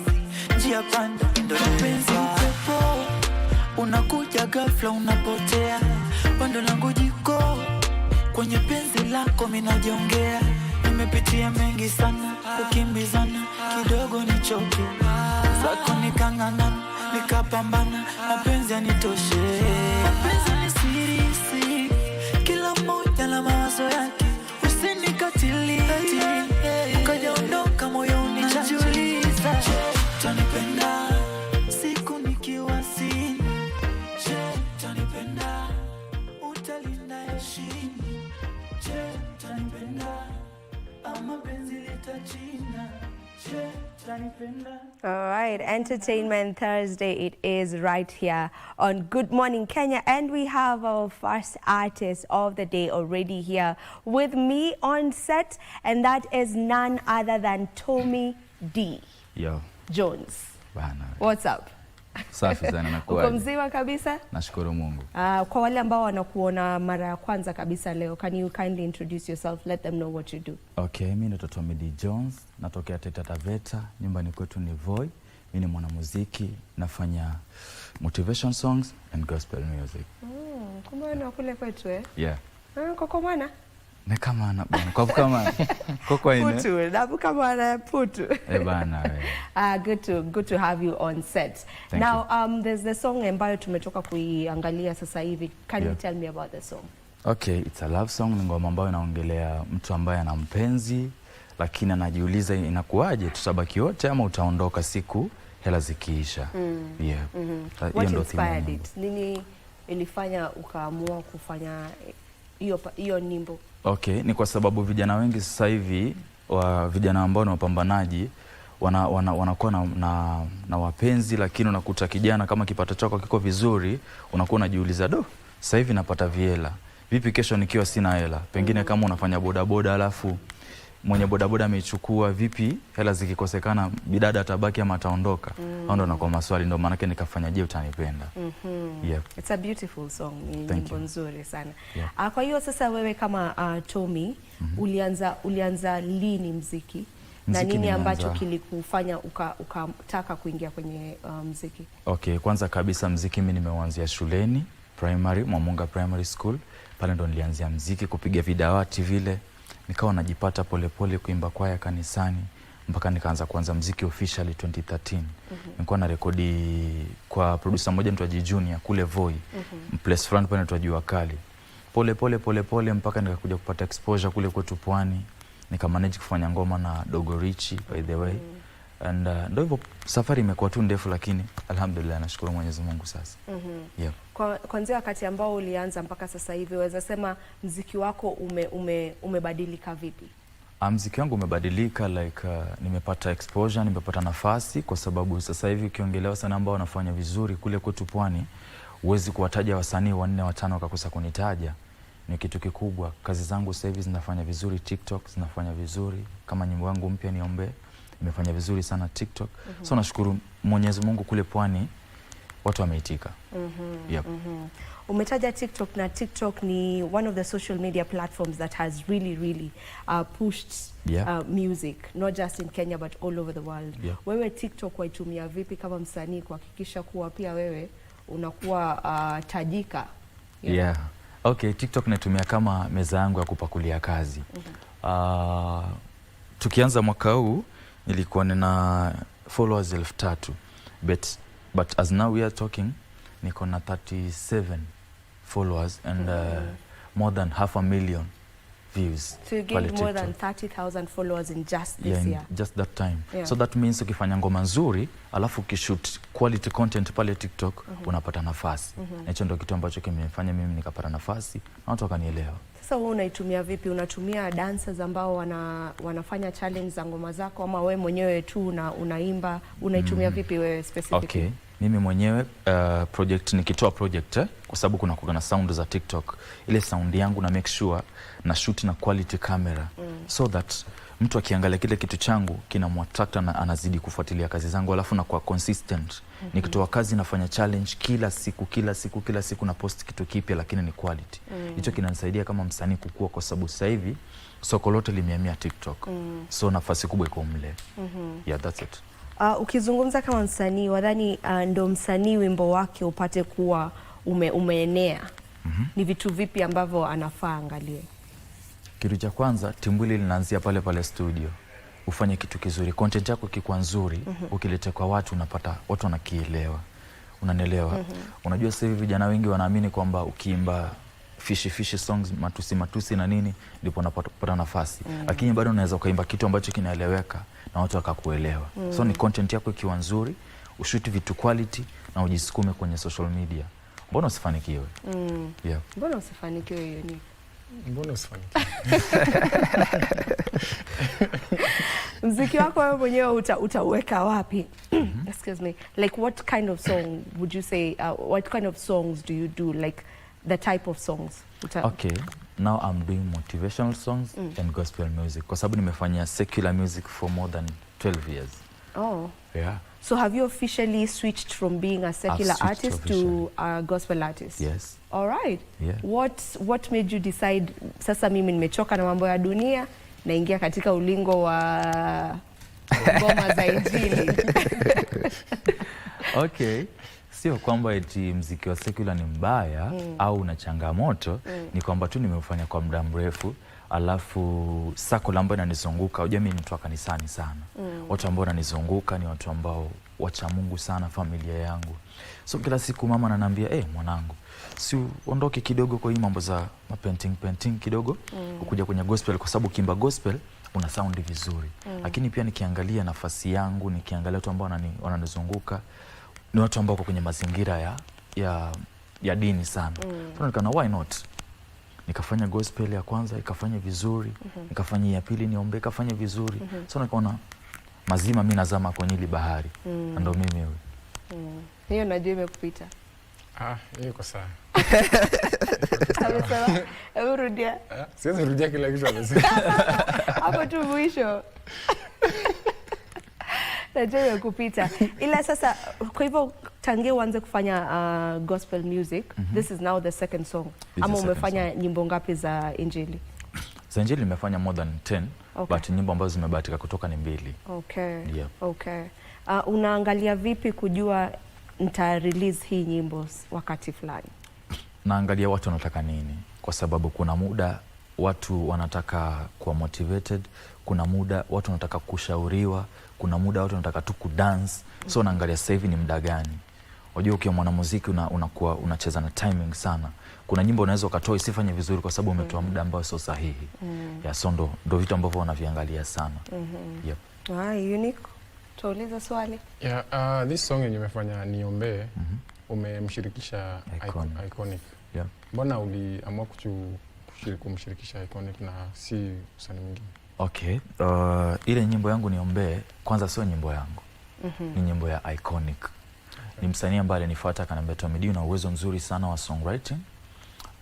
Mimi naomba uandike kitu kizuri, ukuje Mombasa tukifanye. Nikaandika kitu kizuri, nikaenda kwa producer wetu pale Mombasa, Nyali anaitwa Master Brown. Tukarekodi. After kurekodi, mdogo wangu akaniambia, "Da bana Tommy, mimi nina nyimbo za mapenzi nyingi na album nzima. Chukua ile goma li-upload kwenye YouTube channel yako." Mimi nika-upload. Nikaanza kufanya challenge pole pole. Boom, ngoma ikafanya vizuri. In less than 10 days ilikuwa ishafikisha 10,000 views pale TikTok. In 2 weeks ishafika 17,000 views. Nikasema, "Do, mbona kubwa hivi?" Pastor wangu anaitwa Robert Mwangala. Akanambia, "Tommy, hebu nitumie ile goma lako." Alivyonitumania, mimi sikujua alikuwa na plan gani. Usubuhi napigiwa na director mtake Thomas. Akanambia, "Mdogo wangu nakuja Voi kesho, jipange tukuje kufanya video." Nikamwambia kesho sitaweza. Tukasogeza kidogo. Akakuja pale mjini Voi, kuangalia hiyo video tumeshoot nyumbani kabisa Voi pale. Ushanielewa? Akakuja tukashoot video. Nashukuru Mwenyezi Mungu sasa hivi iko almost 10,000. Iko 9,600 and something views pale TikTok in 3 weeks. So hicho ni kitu kikubwa sana. Sijagaramika hata shilingi 10 kwenye project. Au kutoa lolote. Hata shilingi 10. It's just ni love tu. Yep. Kwa hiyo waweza sema kina nani ambao wamekushika mkono? Kwa sababu sasa hivi ukizungumza tayari umetuambia huku gharamikia video kabisa, yako. Yeah. Hata shilingi 1. Hata shilingi 10. Kwa hiyo kina nani ambao unaweza sema wamekushika mkono na umuhimu wa watu kuwa wanaweza kuwaunga wasanii mkono ama kukua backup yao? Okay. Kitu cha kwanza, mtu ambaye amenishika mkono ni watu wawili. Huyo Iconic amesponsor the audio, and then Pastor Robert Mwangala ambaye he's my pastor pale Voi ndio amesupport video yangu, ndio ameleta director tukashoot akalipa kila kitu. Ili mtu akusupporti lazima wewe mwenyewe uko unajisupport, unafanya kazi nzuri. Kazi nzuri ndio inayokubeba. Kama sio kazi nzuri, hata mimi leo singekuwa KBC. Unanielewa? So ukifanya kitu kizuri, ukiimba nyimbo nzuri, ukijisukuma vizuri, Mwenyezi Mungu anakujalia vitu kwako vinakuwa rahisi tu. Yep. Kwa hiyo wewe kama Tommy D Jones, maono yako ni yapi katika muziki wako? Unaona ukifika wapi, ama what is the ultimate goal for you? Okay, kikubwa kwanza namuomba Mwenyezi Mungu anipe pumzi na uhai, azidi kunijalia, lakini pia of course nina malengo. Kama sasa hivi nikitoka naenda kushoot video. leo yeah. Naenda kushoot video. Ina maana kwamba na nimejipanga na kazi nyingi ambazo zinakuja, and naomba mashabiki wazidi kunisupport kwa sababu hao ndio mabosi. Wakizidi kunisupport ndipo napata hela through digital platforms, napata hela kwenye shows, ndipo nazidi kujiendeleza. So support yao ndio inanifanya mimi nazidi kuwa mkubwa. Yep. Katika YouTube channel yako nimeona if I'm not wrong like 2 patriotic songs whereby you're singing for our motherland Kenya. Okay. Like niambie kuhusu hizo nyimbo. I think ni 2 nimeona. Okay. Ambao umetaja Kenya ni kama unaimbia Kenya. Yep. Niambie kuhusu nyimbo zenyewe. Ile nyimbo inaitwa Kenya nilifanya kipindi kuna hii mambo ya shakahola. Lakini kulikuwa na hofu kidogo. Unajua ukifanya majenzio ukianza mambo yao ukifanya hizo vitu sometimes kinaanza kuramba, lakini mwisho wa siku niliona ni ujumbe fulani ambao nikifikisha kwa wananchi wataupenda, kwa sababu kwa kweli ugumu wa maisha umetutanda sana. Ugumu wa maisha, vitu vimekuwa vimepanda siku za nyuma. Kulikuwa na masaka za shakahola na vitu kama hivyo. So nikaona nikifanya kitu kama hicho watu wanaweza kukipokea vizuri. Na nashukuru Mwenyezi Mungu, hiyo nyimbo ilipokelewa vizuri, ilipigwa kwenye medias na watu walielewa. Kuhusu kuimba nyimbo ya Kikamba, I am a Kambian guy. So si vibaya kudedicate nyimbo ya Kikamba kwa watu wa kwetu nyumbani.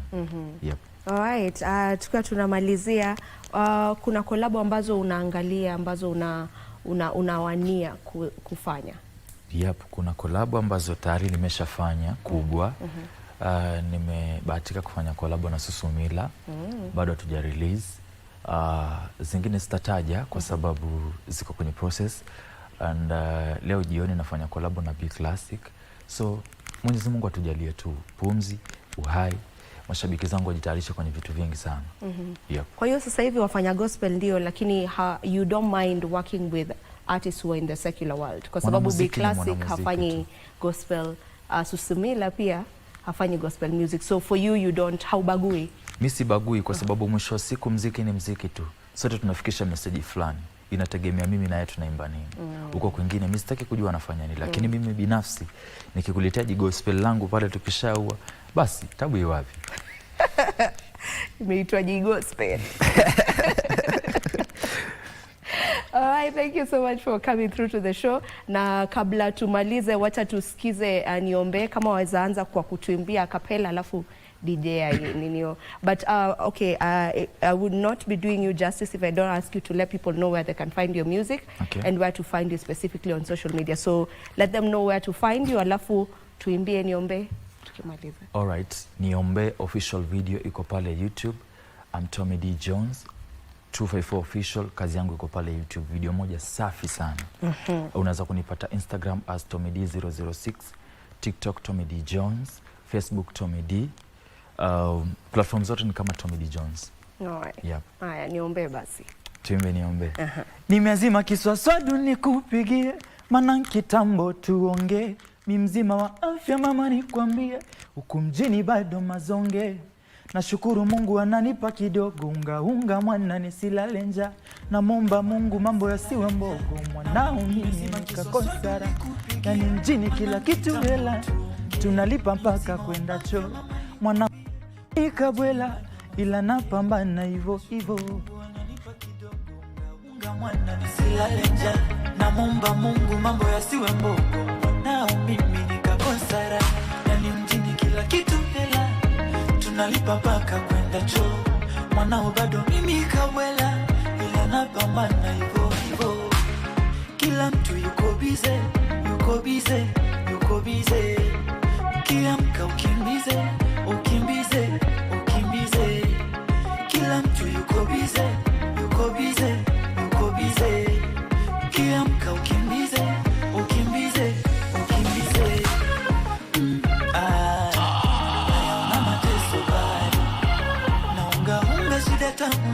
Nayaona mateso bado. Basi mama uniombe, nayaona mateso bado. Shida mimi zinondoke, nayaona mateso bado.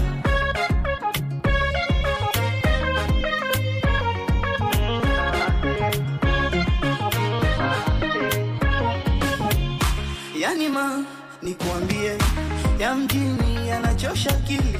Tena ma, nikuambie, mimi mwanao sijabadili, nazingatia sana ibada, sijasahau wako usia. Ugumu wa maisha umenikaba, maneno yako sijasusia. Vijana wanafugwa na vibibi, wasichana wanatoka na mababu, alafu wanasema eti ni bidii. Huku mjini mambo ya ajabu, kila mtu yuko bize, yuko bize, yuko bize. Ukiamka ukimbize, ukimbize, ukimbize. Kila mtu yuko bize, yuko bize, yuko bize.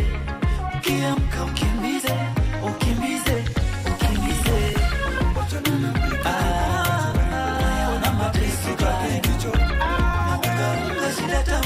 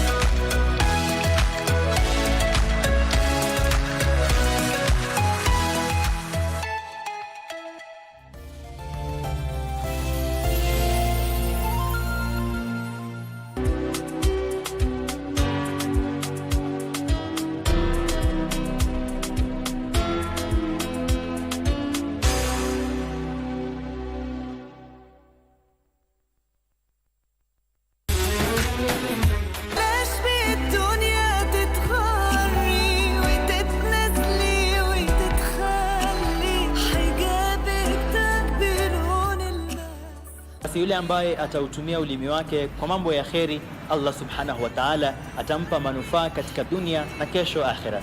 Mwenye kusoma Ayatul Kursi kila baada ya swala ambapo kwamba ni ya faradhi, hakuna kinachomzuia yeye kuingia janna isipokuwa kifo.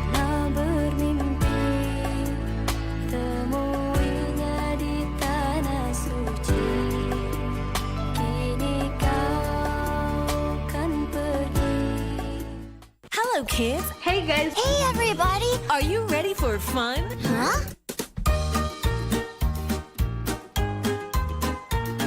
We have an amazing package just for you. Akili.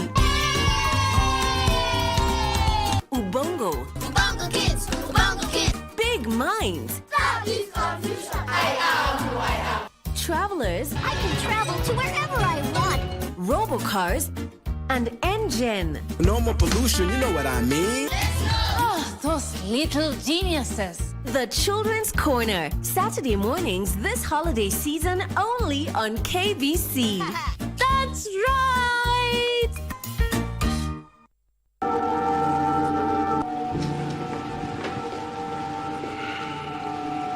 Jackie, unafanya nini huko? Wewe hujawahi jiuliza mbona Alex amekon watu hiyo miaka yote na bado hajauawa? Please, jichunge sana na Jackie. Atakoka kwa moto alafu apotee. Miss big time. Miss kabisa. Wacha tu hapo. Just get out of my house. Alex. Nini toka? Chukua bag yako. Get out. Sadly kuna bad news huko. What's going on? Wanataka kunimalizia watoto wangu. Si twende hospitali. At least tumbaye machungwa, fruits kwa barabara ndizi. Tunaona baadaye. So. Ile bandoli ya pesa yenye uliangusha kwa kina Jen ulitoa wapi? Nilipewa na bwana wangu. Unaweza nipatia namba ya bwana ya Jackie?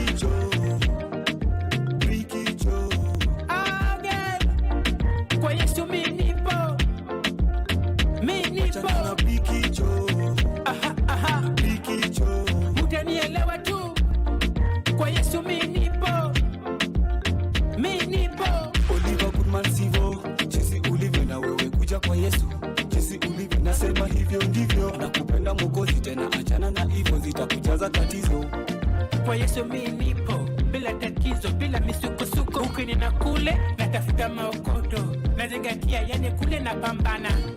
Steve changanya changanya, sema ukweli ama tena danganya. We uko kwa giza ama uko kwa mwanga, nguvu za giza na nuru zizipatana. Mungu ni wetu sote, alitumwa mwanawe atufie msalabani. Mimi nawapa mapenzi zile malavidavi, na wa inspire na nyimbo za Solomoni. Rikicho again, kwa Yesu mimi nipo,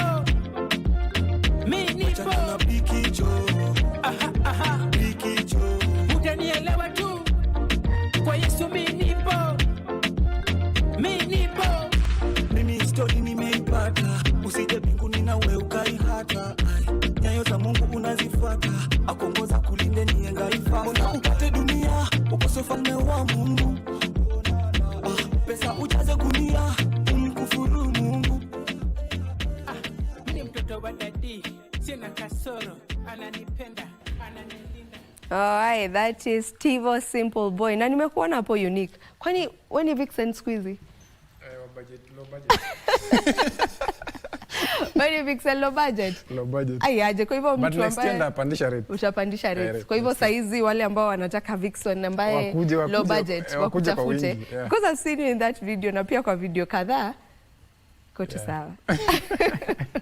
Anyway, in case you're just joining us, this is Entertainment Thursday right here on Good Morning Kenya, and we get to do this each and every Thursday. Welcome, and we always love having you on board. We go on to our next artist of the day right here on the show, and that is none other than Julie Willy. Julie Willy, mambo? Poa sana.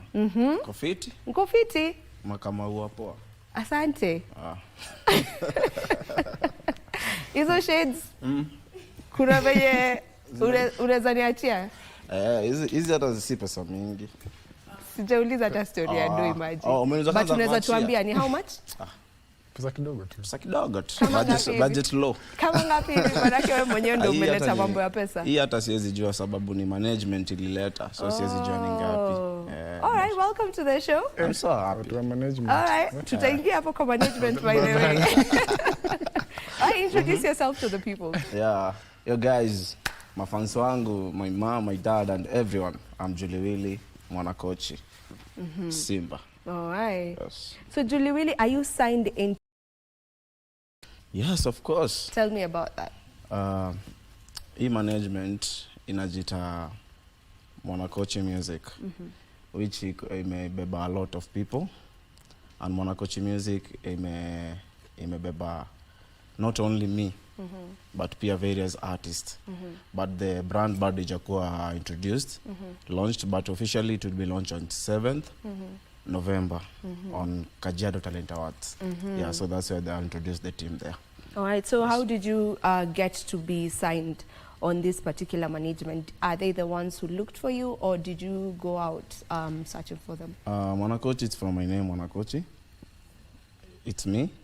That's your record. Yeah. Oh. So it's it's so me. So kwa management tu yako bado. Yeah, nikuna say now they are running it because I decided to use the name Mwanakochi because it's a slam name that imebeba wase wengi. So istaki kwetu ni mimi. Yes, kila mtu ametoka mwana, it's just a son ama any person and then coach. So it's Mwanakochi. So mtu yote kwa slam, mtu kwa hizo places zenye anataka kujitoa, inakuwa easier kutoka through Mwanakochi Music. Yes. So it's actually yours. Yes. So what prompted you, or what made you decide to start? Is it a record label? Or it's just a management team? Yeah, it's just a management team. Okay, what got you into starting it? Kitu ilifanya I started this project. It's because a lot of artists, they're struggling kufika place. So if you're waiting for music promoter wa huko juu kuja kuchukue, na wewe mwenyewe hujaweza kujielevate kutoka hapa chini, it will be hard. And then Mwanakochi Music ndio imeza this new award. Na from that Mwanakochi Music we have like Lukenya Getaway, we have like GMC Place, we have like Osiligi White Resort and all those companies. So that tukikuja together, these artists, these models, these other people can elevate themselves through there. All right. Yeah. So what do you guys do as a management to the creatives? Because you're not just working with artists only, you've mentioned models. Yes. So what do you do for these creatives? what we do is that we're trying to teach them a mode of learning to save, because if you want to do a good video, you have to have good money. If you have to kuvaa even you have to you have to have money. If you have to approach all these big places, you just need money. So we are trying to tell them that even if you're doing model, music, whatever these other arts, all you need is to learn how to save. This young generation are a geo story. Yes, so that's why I'm partnering. I'm partnering. Hey, partnering. Yeah, thank you. Asante. Kizungu acha niachane nayo. Tunataka kusema anafanya ushirikiano. Hapo tu usingangane sana. I think ni too much Kizungu. Just CBC walimu wamefunga, so nasumbuliwa sana kwa nyumba na Kizungu. So najaribu kufanya ushirikiano na wase, kupartner nao, so that we try to waze kupata a better life through their art. Sababu mimi nakumbuka nikigrow pale coach, nili struggle sana manze. Nili struggle sana kufanya hata on music.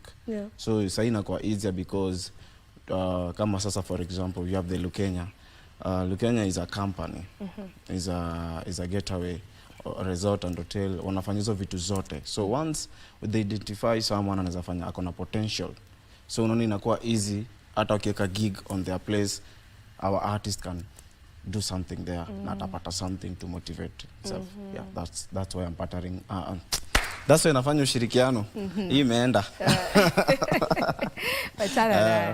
Imeenda. Yeah. So now our artists ambao wako under the management, probably for someone who's watching and maybe they're a creative and they would love to maybe get to join the management team, or rather to be under your management team. How do they go about that? And are you taking new people? Yeah, as you ni mwana coach, so hii ni kitu ya watu wote. Sijali boy mwenye coach, Madhare, Kibira. Kuna watu niko nao Kibira already. Kuna watu niko nao Kajiado, Kitengela, wapi. So as long unajiamini, unaweza fanya kitu, unakam. And then tunaona where we can start. Wanakuja wapi sasa jamani? Not after tu, sini Juliwili tu everywhere. Just DM tu Juliwili. Ama hata any business person pia atakuja to partnership together. Ana DM tu Lukenya hapo, and then atapata the right formation, atanipata. Okay. Yes. All right. So as an artist, because you're an artist, sijaona ngoma mpya. Ama umekuwa concentrate na nini? Ni business sana, but concentrate na management. Na management kwanza, because I haven't seen a new song from you. The last time you were here, there's a song you were launching. And then from then, I've not seen any other song from you. Nitabonga na boss emoji apange man. So iko hivi, songs ziko kama 10. Gili, do you remember Gili? Gili akona kama 5, niko na kama 5. Na the reason why hatujafanya venye tu nimesema, msanii anafaa kuwa na proper budget. Si after kutoa song and then unashinda utafikaje interview, utafikaje mahali fulani, and then sitaki ku repeat the same. Wanasema wachanganye daily, kuwa na closet mzima. Change it. So msaki kuja kwa video 1 anapata it's different, video 2 it's different, video 3 it's different. That's why the team in a fight for that. So once itaanza tu kuflow hivi, hata nyinyi mtashtuka kuni interview, mtachoka kuni interview. Itakuwa na kama mtu kukam. Okay. Yeah. Unique. Julie Will is your friend. Yeah. I knew him through you. So muulize swali. So actually umeongelea about next the award. Yes. Can you tell us more maybe about the it's called Kajiado Talent Awards. Na Kajiado Talent Awards tutakuwa nafanyika pale GMC place. They are still part of wase nimefanya nao hiyo partnership. Itakuwa inafanyika pale from 7th of November. Ndani ya hiyo awards, as I said before, we have like this is the best team that at least nasema nimepush na inajita Lukenya Getaway Resort. So Lukenya. So these people, they are part of the event. They're part of the event. Not only just award, but pia kuonyesha mse, you can learn hospitality, you can get to know about us, you can try to do all these things. So that's why my motive kwa hii Kajiado Awards is not about someone winning and going home. but winning and learn something from these brands. Yes, that's why I'm dealing with a lot of brands like hotels, music labels. Yes. All right. Yeah. Okay. So for those who would love to get to follow you, you've mentioned it's just Julie Willy kila mahali. Yeah, Julie Willy Mwanakochi. It's there. That is hakuna Julie Willy mwingine. Mtu anataka kutext labda ni mtu Bonoko, but it's Julie Willy everywhere. Instagram, TikTok, IG, huko kila mahali. SoundCloud, wapi, huko Julie Willy, yeah. All right. So utatuimbia nyimbo gani? Hey, acha leo tufanye another chance manze. Okay. Hey, go ahead. Nizeeka sana. You can just start with the acapella. Oh. Baya acha Nafasi nyingine give me daddy, mangapi nimetendaga. Haikubambi daddy, kama pati after party nimepati. Vurugu nikaleta kila party, Simba wakanita kila party. Kumbe kwenye dhambi haikunaisi, kama pati after party nimepati. Simba wakanita kila party, vurugu nikaleta kila party. Kumbe kwenye dhambi haikunaisi, haikunaisi. Hata kama ndogo vipi sin haikunaisi. Yeah, haikunaisi. Hata kama ndogo vipi sin haikunaisi. Like a prodigal son, me coming back to you. God forgive me.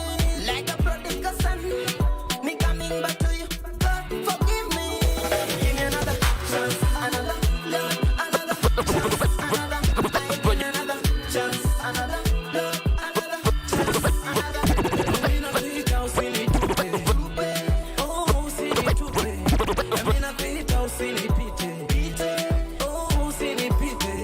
Mabaya nimetenda na kinyume nimeenda. Naomba turehema, ni wewe wa neema. Usiku na mchana ni wewe watu onana. Nimemtenda dhambi tu machoni pako, na sitoki tu mahali pako. Baba mimi naomba tu upako wako, Oliver Dibi na Julini watoto wako. Nimemtenda dhambi tu machoni pako, na sitoki tu mahali pako. Baba mimi naomba tu upako wako, Oliver Dibi na Julini watoto wako. Give me another chance, another love, another chance, another. Give me another chance, another love, another chance, another. Mimi nakuita usinitupe, oh usinitupe. Mimi nakuita usinipite, oh usinipite. Sibila we maisha imekuwa noma. Someone nijichote, baba mimi nakuita mimi usinipite. Wazima unagiza mambo mengi mimi nanitisha. Kwa mtaa vijana niona nikuta, nayo dhambi nyuma mimi nanivuta, vuta. Na mbele yangu mimi naona kuta. Nikijaribu mengi ninakosea na juta. Na bado mimi unanipenda, na dhambi nazo taziosha. Na bado mimi unanipenda, na dhambi nazo naziosha. Give me another chance, another chance, another.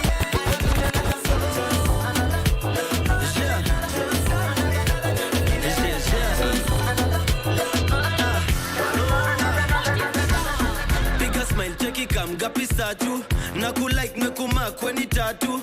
Digidha gidhinya siaga gwadu, una bend pose alafu na raru. Piga statue, inua mkono alafu cheza na mguu. Piga statue, na kulike mekuma kama tatu. Simama kete, piga one lege, tingiza kichwa ni kazi meshika gwelve. Simama kete, piga one lege, simama kete, piga one lege, tingiza kichwa ni kazi meshika gwelve. Kispaki anguka nayo twende, hapa ni kudance kubanju kama daily. Sipige makofi utachoka mikono itauma na utamiss nyingi. Sipige makofi utachoka mikono itauma na utamiss nyingi. Uno, bailando, umlando. Uno, bailando, umlando. Piga statue, inua mkono alafu cheza na mguu. Piga Skiza mage na kulike na kumakama tatu. Goma na unikali unafanya nini ukika? Wabaki wametusitwa kitu cha mama vela. Juteni kesha toka seta baki wamehema. Na timimi ndo kaderesa itabaki mehepa. Na sicheki Dobaisha tu bamba unaweza rudia selecta. Leta shika sana juma bebe wamebeba. Moja mbili tatu cheki DJ shatubeba. Pull up selecta, pull up selecta. Dobaisha tu bamba unaweza rudia selecta. Leta shika sana juma bebe wamebeba. Moja mbili tatu cheki DJ shatubeba. Pull up selecta, pull up selecta. Piga statue. Inua mkono alafu cheza na mguu. Piga statue. Na kulike na kumakama tatu. Assisi city girl, gonna set it for you. You call a pretty girl, make breakfast for you. And mambo mtaju, unanalisha vitu. Na ukitoka pala itabidi kupatie heshima.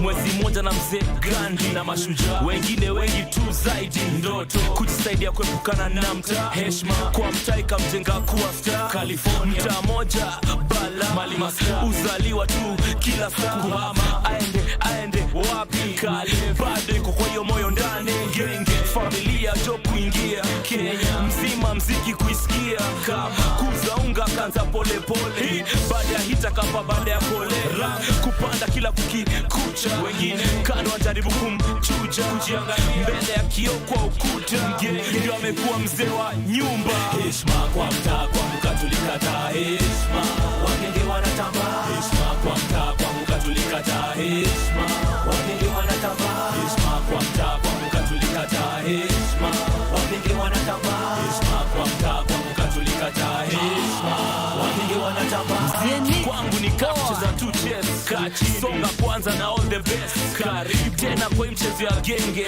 masoja wako wote pia walete sacrifice masoja mine miss jawai ndio wananipa tu ni kuwe high front ya mine pekee inatesa kunifikia mtaweza maspike kibao musiki ya chom kiongea hakuna ulipia bila kuna mtegemea isipokuwa mafans wangu naitaga wa genge bila au singewaipanda hizi ndege maisha shageuka squeeze pandagia kamba guess ndio maana nitaga the god father kimziki ukipenda nite bona mea bling ya wozi ya meza si unamezea heshima kwa mtaa kwangu katulikataa heshima wagenge wanatambaa heshima kwa mtaa kwangu katulikataa heshima wagenge wanatambaa heshima kwa mtaa kwangu katulikataa heshima wagenge wanatambaa heshima kwa mtaa kwangu katulikataa heshima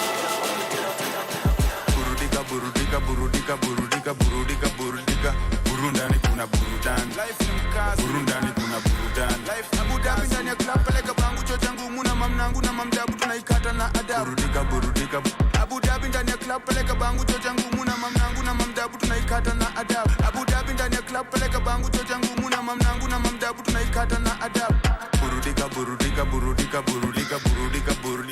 burundani kuna burudani life ni mkazi burundani kuna burudani life ni mkazi one lege anguka nayo bounce again ukipika nayo kanjege ni madharau bounce again hey uko incognito westline simple tisho na slipo tunavuta maombido tutani ni chimni kumbe moshi ni mavela dijana play songs zote zina sound a cappella na pull up to her bumper kadere wa trailer akona hagabiki na ina club ndani ya dera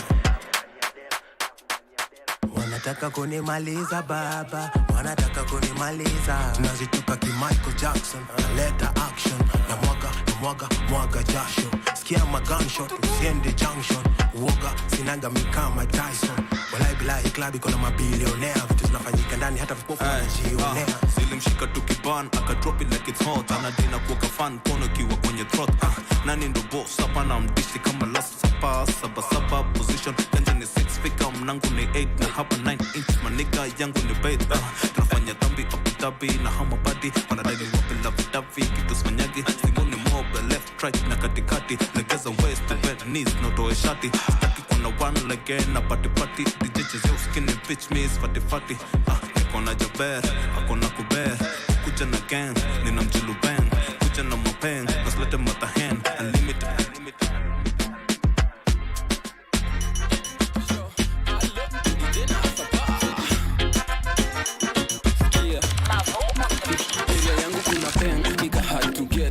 napenda kama indo maybe atoke weekend. Nasikia napenda fimbo mumu ita DNA korada ya kumdhidho lazima nikapeng. Uski nimekumak ai cheki nitakutap nimekumak na lazima nakutap uski nimekumak ai nitakutap ai cheki nimekumak na lazima nakutap baby doll usikie ndo form neza kuspoil neza kutolea form si ati na braga di we unanino baby doll sema name nikumwagie mado ai upatikana.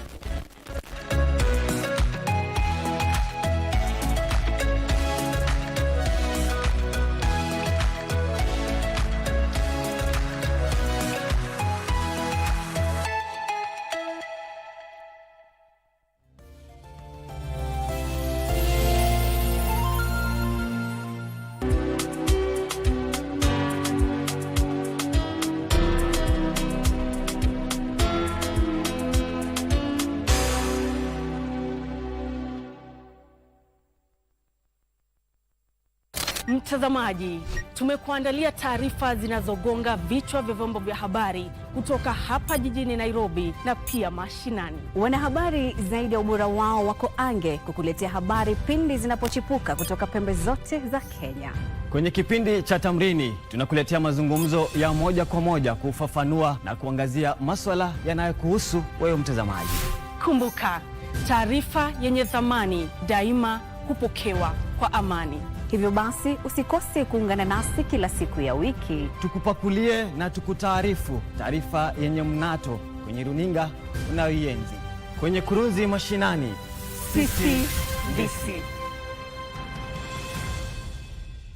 Hello kids. Hey guys. Hey everybody. Are you ready for fun? Huh?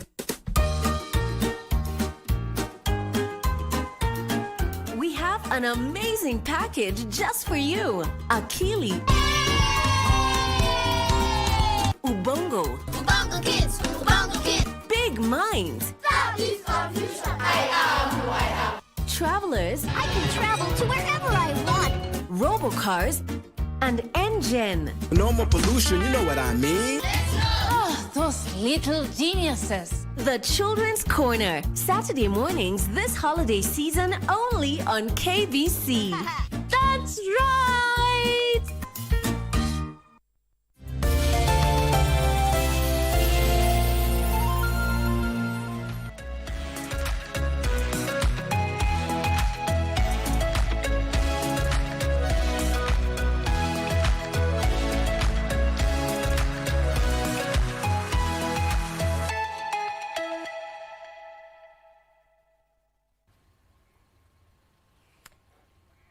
Entertainment Thursday it is right here on Good Morning Kenya. Now when you speak entertainment, you cannot fail to talk about entertainment events that get to happen, especially right here in the country. And actually we have gotten into that season whereby every weekend there's an entertainment event happening, a big one actually. Beginning from this Saturday, actually we'll be having an event whereby Cranium will be performing. We have a Burning Spear event happening.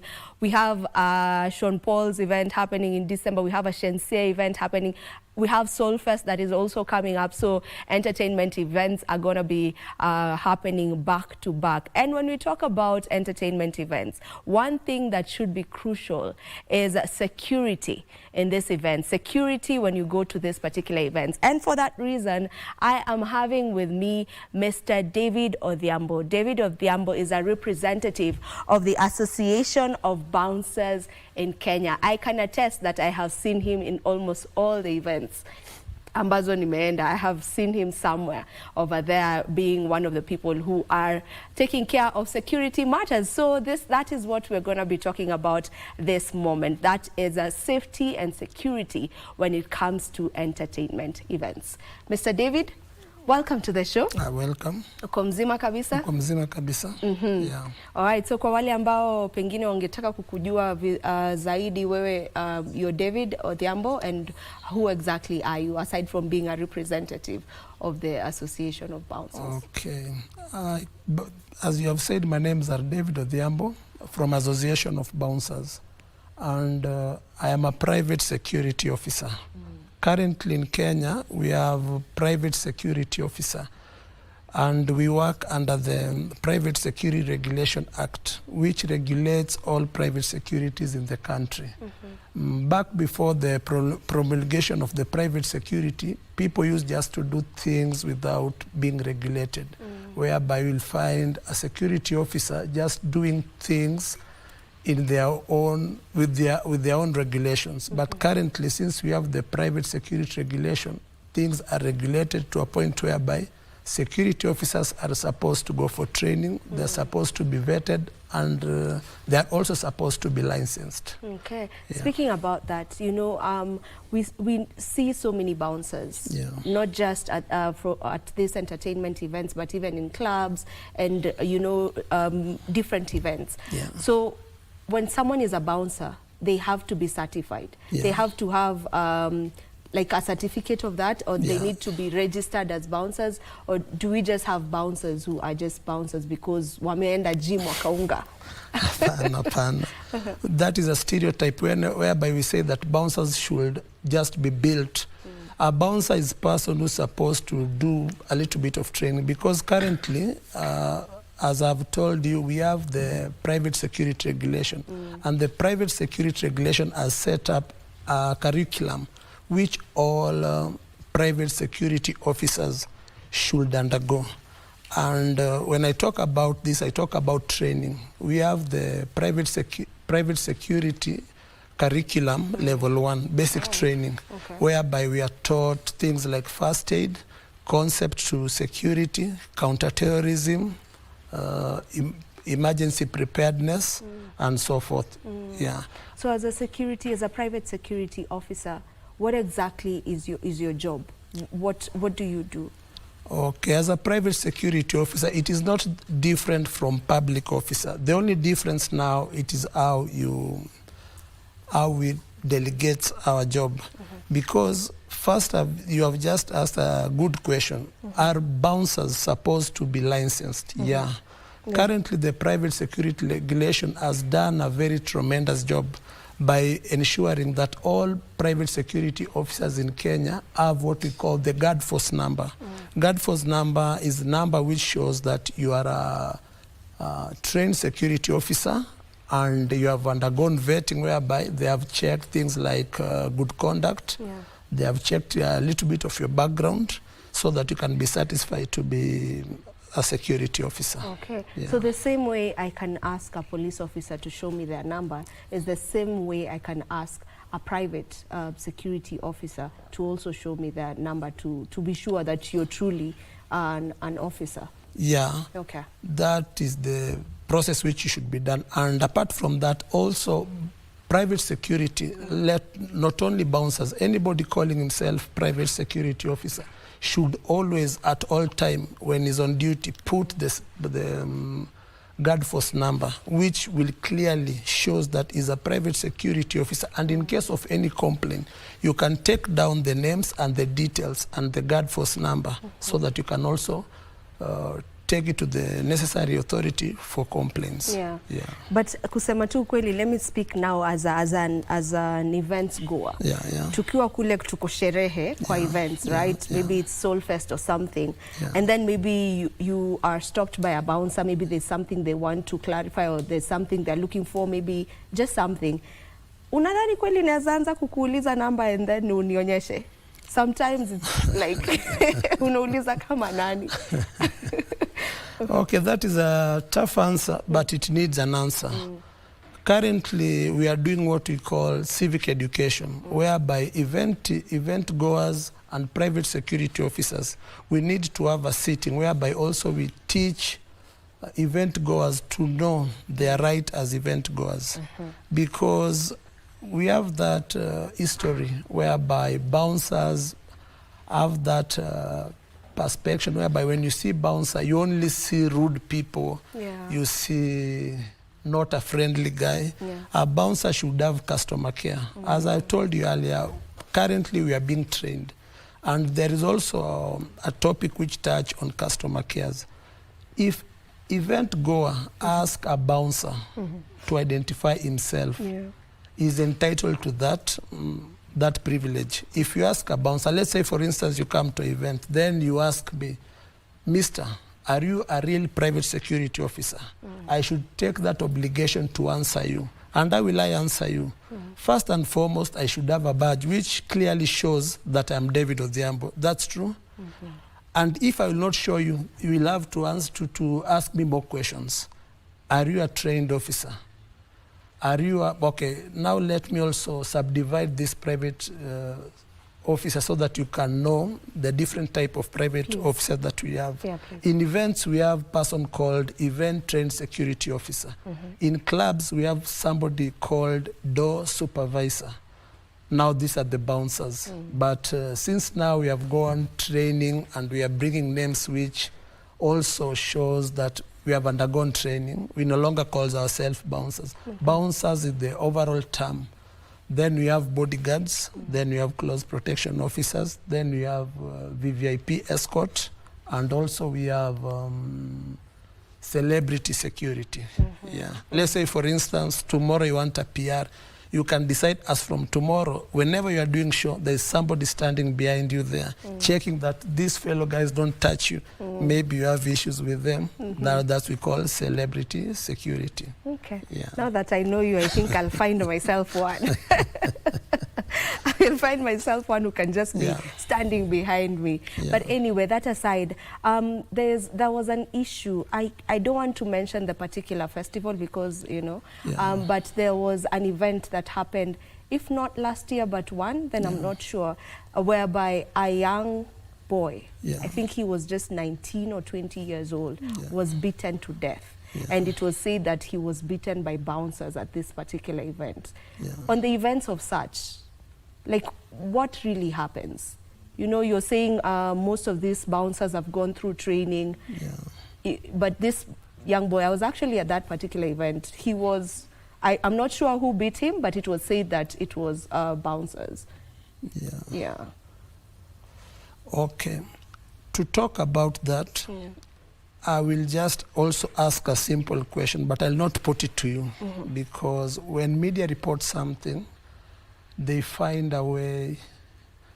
I will not say the media, let's say now the public as a whole, when an issue has happened, they may find a loophole whereby they'll find escape route, whereby they'll say a bouncer did this.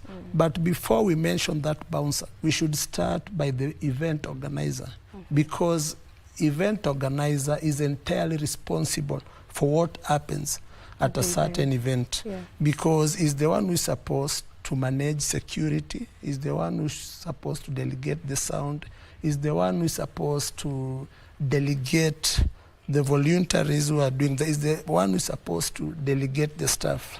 So I will not per se that bouncer. We should now put it as a whole, whereby we say event organizer should be responsible for whatever that happened. Because if he was the one who employed the said bouncer, to me I will not say it as a bouncer. I will only say it is a bouncer if we can confirm that he had undergone training and vetting. And I would also like the government to assist us here, whereby they should also be checking in these events the kind of event organizer, whereby if something happened at an event, before we are quick to say that the bouncer did this, we should also, because the Act clearly says, if you employ somebody who has not been vetted, you are also committing a crime and you are liable to imprisonment. The person who buys and the person who sells security, they are all in cahoots. So when it comes to security personnel in events specifically, how are you supposed to go about a scenario where maybe somebody is disorderly and maybe they are just causing chaos? As a trained personnel, how are you supposed to handle them? Is it really okay to start beating them, or just how are you supposed to go about it? There's something which you have mentioned about beating. I don't think anybody is allowed to beat another person. Be it the police, be it the private security officer, be it the event goer. Nobody is allowed to assault anybody. Because now we are talking about assault. That's assault. But what I usually say, event is all about planning. And if you plan an event well, and you plan it the way it should be planned, most of these things will not happen. Most of these bouncers who have guard force number are people who went training. But you will find, since event organizer may do a very nice budget for sound, for caterers, for tents, and for every other thing, but when it comes to security, they tend to shy away from it. And security is the core aspect of any event. Yeah. So speaking about that, you know, security in events specifically, so many times you've had after an event, you'll see it trending on Twitter. People talking about how they got robbed. You know, simu was zinaenda kisawasawa in most events. I'm not saying all events, but many of the events. Where are we going wrong, and how should we go about that? That in a way that we get to a point where, as an event goer, you are not scared that, you know, your phone might be stolen. You know, you can freely just record the artist that is performing, or your favorite person that you've gone for that event for. How do we get to a point where we have zero theft in concerts? Okay, for us to tackle the issue, because the issue now has become a nuisance in most events. And we have specific event sites, which I will not mention. But for viewers out there, they know we have specific event sites whereby if an event happened, you are automatically going to lose your phone, you are automatically going to be assaulted. That's true. You are automatically, because these are event sites whereby you will find each and every event site has what we call security manager for that place. And most of these security manager, I will put this blame on them. Because event security is all about planning, starting with identifying potential threat. And before an event happens, most events, like for instance, you have said there is a certain artist, you have said that, for instance, you have said Sean Paul will be visiting Kenya.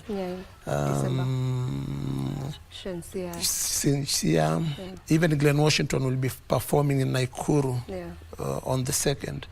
We have been given ample time to do planning. But most of these security managers, since they are greedy for money, whereby they will just only pick the down payment for the event, after they have pocketed, you'll never see them planning anything with the event organizers. I think planning should start with the event security manager, who will incorporate the event organizer. Then event organizer will incorporate the police. Then the police now will also work hand to hand with now the private security officers, now the bouncer, the event trained security officers, the door supervisors, the bodyguard. Because if you go to the Act section 45, it talks about cooperation between private security officers and public security. Remember, the person that I'm talking about, the event manager of that site, is a private security officer. And they are eligible to follow the due process of the law. Okay. When you were talking about sites, I'm not sure if you were talking about the venues, right? Yeah, the venues, Yes, and there are venues that are very, very notorious. I won't mention because I don't have a lawyer. But, you know, there are venues that are very, very rampant. When you know... let's say notorious. Very notorious. You just know if this event is happening at this particular venue. And it's such a good venue. It's huge, it's beautiful. But then every event that occurs there, there's theft, there's, I don't know, assault. You'll just hear of so many things. So you've said we blame who when it comes to that? The event organizer? Not event organizer. We shall start with event security manager of that place. Okay. So you need because his work is to do what? To mitigate. So they may be in cahoots with the people who are doing this, because I won't how is it that every single time there's an event there, it has to trend on Twitter? I will not say they are in cahoots with maybe the magas, but they don't do what we call security planning. Security planning, which requires risk assessment, medical safety, emergency preparedness, what else that I forgot? Evacuation, Because whatever we are talking about, if you do a proper mitigation, you sit down, you put different level of security.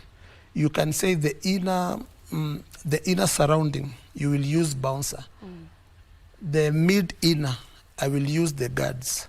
The outer ring, I will use the police officers. If you can do such kind of planning, I'm telling you, you will find 0 incident or minimum, because sometimes we may try to minimize, but sometimes things happen. That's why in security planning we put emergency preparedness, or evacuation preparedness.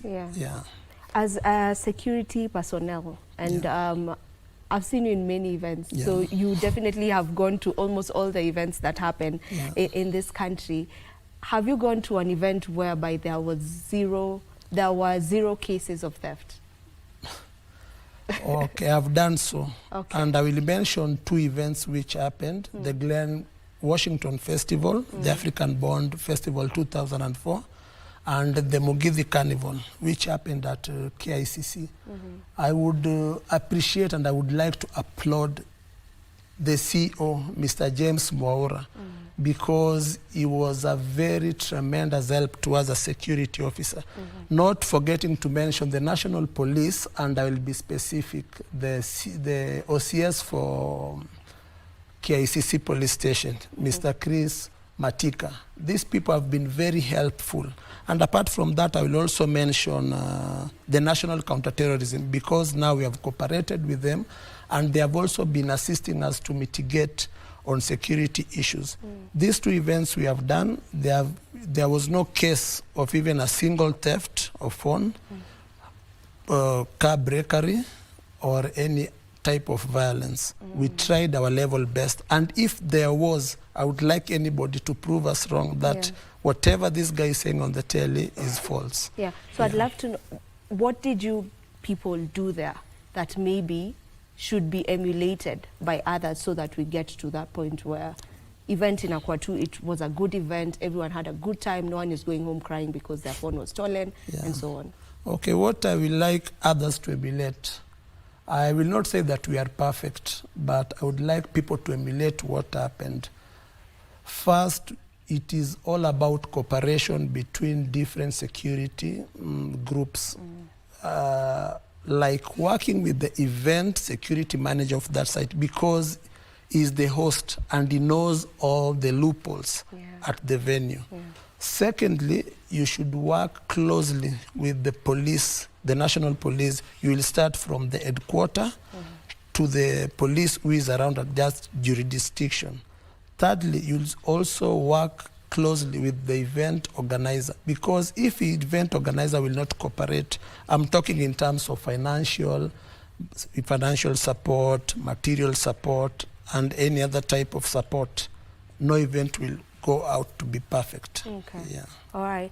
For the event goers who now are very ready, because this is that season, we are getting into the festive season, so it's party after party. So what tips would you give them? What tips would you give event goers for them to be able to be safe, you know, when they're out here and in these events? Because most of them go till dawn, you know, they happen the entire night. What are some of the tips that you would just give them in them ensuring that they stay safe? Because security is also a personal initiative. That's true. We say security starts with you. Before I get into that, there was a question which you asked, if bouncers are allowed to beat people. Now, I will now put it at this point. Bouncers are not allowed to beat people, but bouncers are taught or trained to de-escalate issues. For an event goer, we can say you have gone to a certain event, you have taken much that you can handle. You have drunk, or maybe you have issues, because you know this let me just use the Gen Z. The Gen Z have so many issues when it comes to events. And as a private security officer, we should also understand them. By understanding them, it's knowing their trend, what they like and what they dislike. For an event goer, an advice which I want to give you, mostly to the young generation, when you go to an event, kindly inform your parents or your guardian. Secondly, walk in group. Thirdly, avoid alleys and dark places during events. Thirdly, just like anything else, try to put your belongings safe, because I usually say money and phone, it is the same thing. You cannot take 1,000 or 1,000,000 cash, then you wave it to the crowd and expect to go home with it. It is all about you putting your belongings safe. You know you have expensive phone. You cannot just each and every time showing it around. If it is all about taking photos, you know the correct time to do that. When you are drunk, make sure that you give person who is not drunk, because it's all about being your brother's keeper. Let's say we are working in a group of 10 or group of 5. When you see your fellow colleague has taken much that it can handle, it's all about you guys making sure that your colleague is safe. Because if you leave him there unattended, that's when the issue of mugging, stealing comes.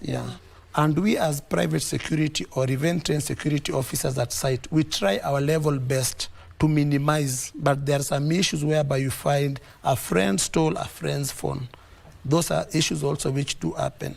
And we also say, for an event goer, when you see something happening, you should not just keep quiet. You should report it immediately. Make sure that people around you, because I would like to see a scenario whereby we have a friendly between bouncers and event goers. Friendliness where also we have police and civilians, whereby you can go and tell police, I have seen a certain person with funny character and I think you should look into it. When you report such incident earlier, me as a private security or a police officer or any volunteer who is at the place can come and check, this person is doing this A, B, and C. And if we find something about him, we as private security will take matter into hand and make sure that we deal with the threat before it de-escalates. Okay. All right. So for an event organizer who is planning on doing the event, maybe they are first-timers, where do they start when they want to go about looking for security for the event? Where do they start? That's a very difficult question, because most of these bouncers companies, they don't have physical address. And we are trying as much as possible to bring up a list whereby we shall make sure, in collaboration with the Private Security Regulation Authority, to come with a list whereby if you are an event organizer, you can check these are the correct people I can use. But currently as association, we are also trying, when you call us, we try to give you advice. We try to tell you, whenever you are doing an event, you should do what we call security planning in a proper way. Because if you are doing an event for public, you don't know the number of people attendees will attend the event. You should mitigate on how you are going to plan the security officers. And I usually give event organizers this ratio. For every 20 event event goers, you should place 1 event security officer. Now this can give you the number, because you may say that my event may get a turn-up of 1,000. It will be easy for you to calculate. Then after you have done that, also on the ground as an event organizer, you should do what we call head count. Because most of these people who bring bouncers at the venue, they are not honest. You may tell somebody, I want to see 100 event-trained security officers. But since somebody is doing dubious things and is doing unscrupulous things, he may bring 50. Then at the end of the day, then when we will come and start saying this event didn't happen as what we had expected. All right, and as we come to a conclusion of this topic, there's an event also that happened, I think, last month. If not the month, either August or September. No, it was last month, whereby Gen Zs occupied the venue. Many of them entered without paying. how prepared are you for that? Because there are events whereby people are going to show up in very huge numbers. Yeah. How prepared are you as security personnel to ensure that people who, you know, it's unfortunate for those who had paid, because now they wish I didn't pay, because people just entered, you know, without paying. So how prepared are you for such a scenario? Okay, currently we also do study case of events, and we try our level best to see what transpired. We do investigations to do follow-up on whatever happened. But I would like to apologize to event goers for whatever that happened. But also, this will also be a lesson. It was reported, the event organizer refunded people the amount. Yeah, they did. That is a positive step. But also, we don't want issue of refunding. We want issue of planning, whereby you plan for an event and make sure that event goers are safer. If we can make a safer entertainment environment, it will be much better than coming with issue of refunding. It's all about planning. I would like to say we have different between man guard and event-trained security officer. Because I have seen even events whereby people employ Maasais. I'm sorry to say this. This is whereby I want the government also to take stern action to such kind of people. Because I want to do an event, I don't want to invest on security. Now when things happen, it's all over the media. And that blame comes back to the security. Because if we go deeper into what happened, you will find there was security lapse. Whereby I say, each and every event should have this number of police officers. This event should report maybe to the National Counterterrorism, because it depends on the magnitude of an event. The other day I was at Standard Chartered Marathon. That event, security-wise, was planned. And I would like to also to uphold whatever the event organizer did, because it was all about security. From Reke Squad, counterterrorism team, RDU, bouncers, regular police, even to a point whereby you can see fire brigades were on the site.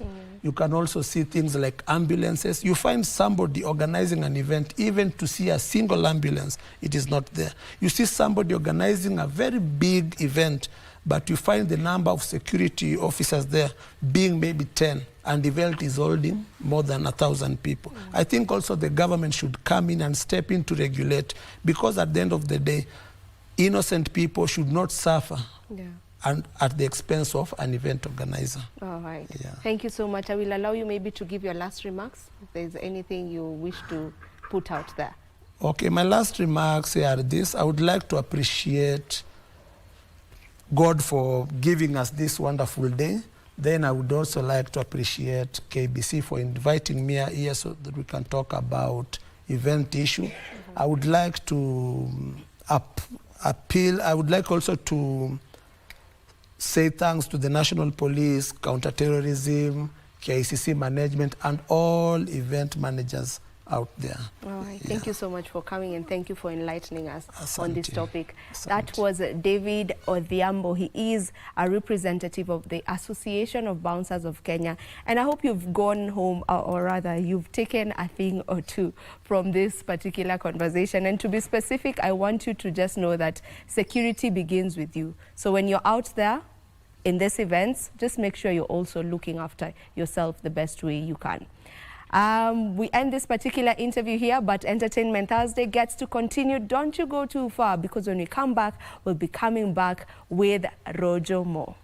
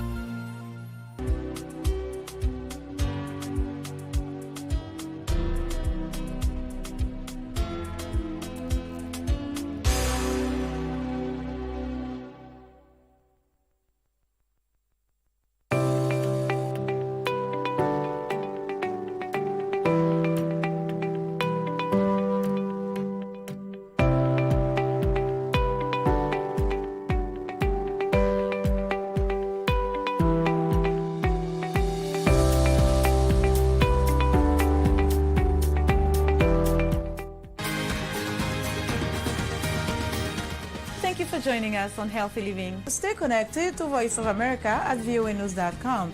A look at your kidneys and how they impact your health. And an expert discusses chronic kidney disease and how to protect yourself. And Ivorian psychologist Noor Bakayoko shares some insights on bullying and what can be done. It's important to avoid major events or major health crises. How do you know if your cough is due to a serious condition? We'll have some answers. Stay well and strive to make every day a healthy day.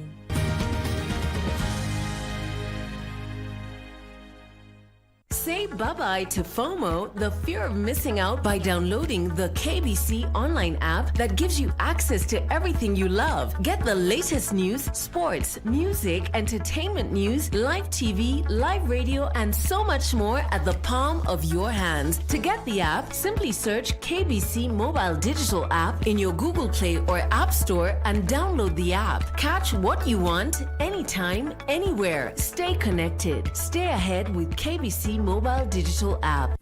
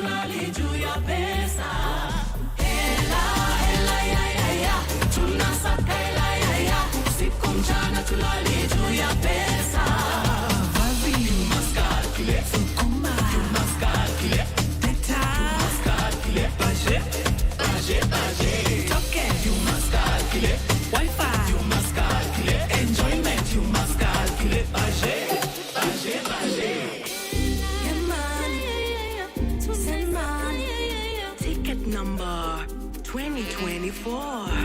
Get money.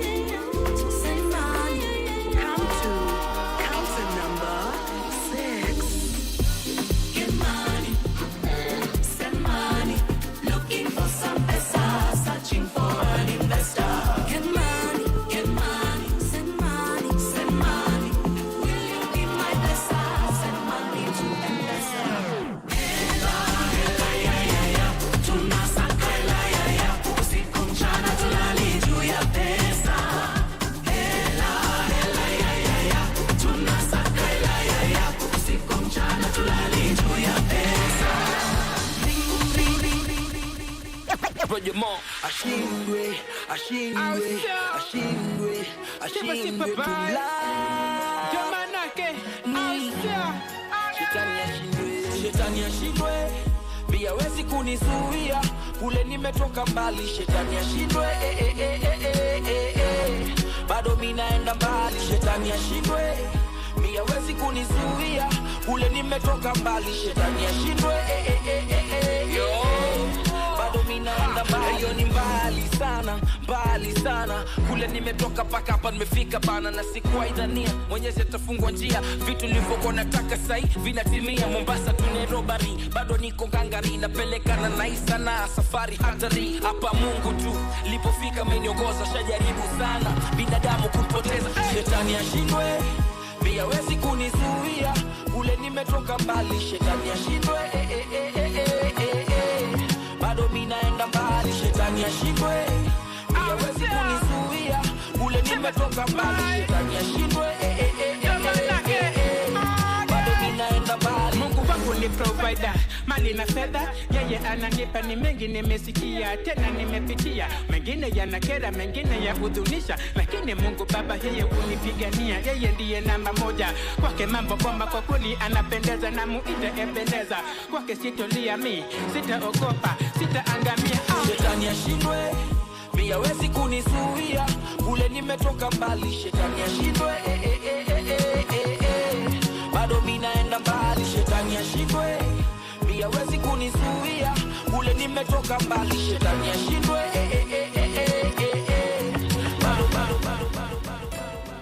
yeah, I'll see you. Roger Mo hapa aka Mr. Dubai. Kama vipi? Never be afraid to follow your dreams, mzee.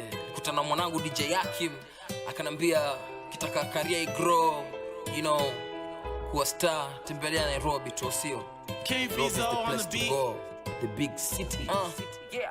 Waliniambia nende Nairobi, career itakuwa poa. Wengine wakanambia nisiende, uko sawa itomboa. Man, I've seen vultures, na nikapita storm. Bye bye Mombasani, nikaamua kutoka home. Kanyota ndogo alitoboa, kanibala alitoboa, sharamali alitoboa, uko mipya tatoboa. Kitu muhimu ni misele, na mweka Mungu mbele. Kama unajua unafanya nini, waachwa pige kelele. Hit the road, Roger Mo, don't you come back no more. Nilifall in love na music clipo mada form 4. Don't liko napenda acting, kuigiza kwa sana, kurap pia niko fiti sana, na yote sana singekewa sibahati. Ni vitu niko poa kudu, kurap niko poa kudu, kuact niko poa kudu. Soli ambiwa kitaka career zilikuwa da juu. What I have to do ni kwenda Nairobi tu, yeah. Na unataka kutoboa kimuziki, nenda Nairobi. Usijisumbue usitafute kiki, nenda Nairobi. Nairobi mji wa masuperstars, Nairobi mji wa maseleb, wengi wanakuitaka Nairobi. Nikaingia jogo la shamba mjini with one thing on my mind. I was born to win, never a loser. Nafukuza, sikuzaliwa mausausa. I never could, never stop. Cheki venye nafuza, kanyota ndogo alitoboa, kanibala alitoboa, sharamali alitoboa, huku mipya tatoboa. Kitu muhimu ni misele tu, kumweka Mungu mbele. Kama unajua una talanta, waachwa pige kelele. Kama unajua una talanta, waachwa pige kelele. Mungu si athmani, nikachukuliwa kwa Selina. Wa Nairobi wananijua kama shocks venye mina. Funga mchezo, kazi, mina make dough. Na sicheki na shilingi kwenye shimo la choo. Na make the impossible possible, dreams zangu visible. Sheko na ile movie naitwa Escape from Soribo. That's what I did, nili escape for success. It's a long race, but I keep up with the best. Waliniambia kitu muhimu ni kufika Nairobi. Toka Mombasa kareta grow kenda Nairobi. Otile Nairobi, Masauti Nairobi. Kama unataka kuwa star jomba,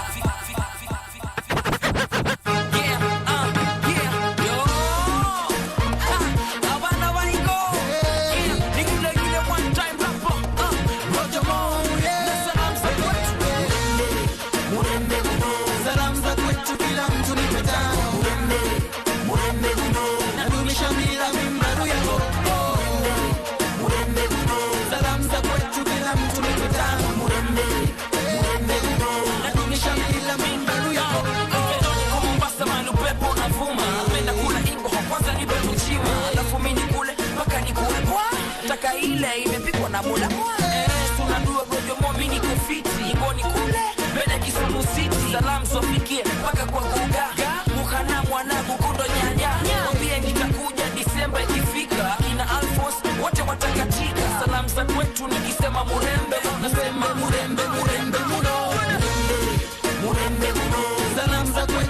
mtu nipe tano. Murembe, murembe muno. Nadumisha mila mimbalu yako. Murembe muno. Salamu za kwetu kila mtu nipe tano. Murembe, nadumisha mila mimbalu yako.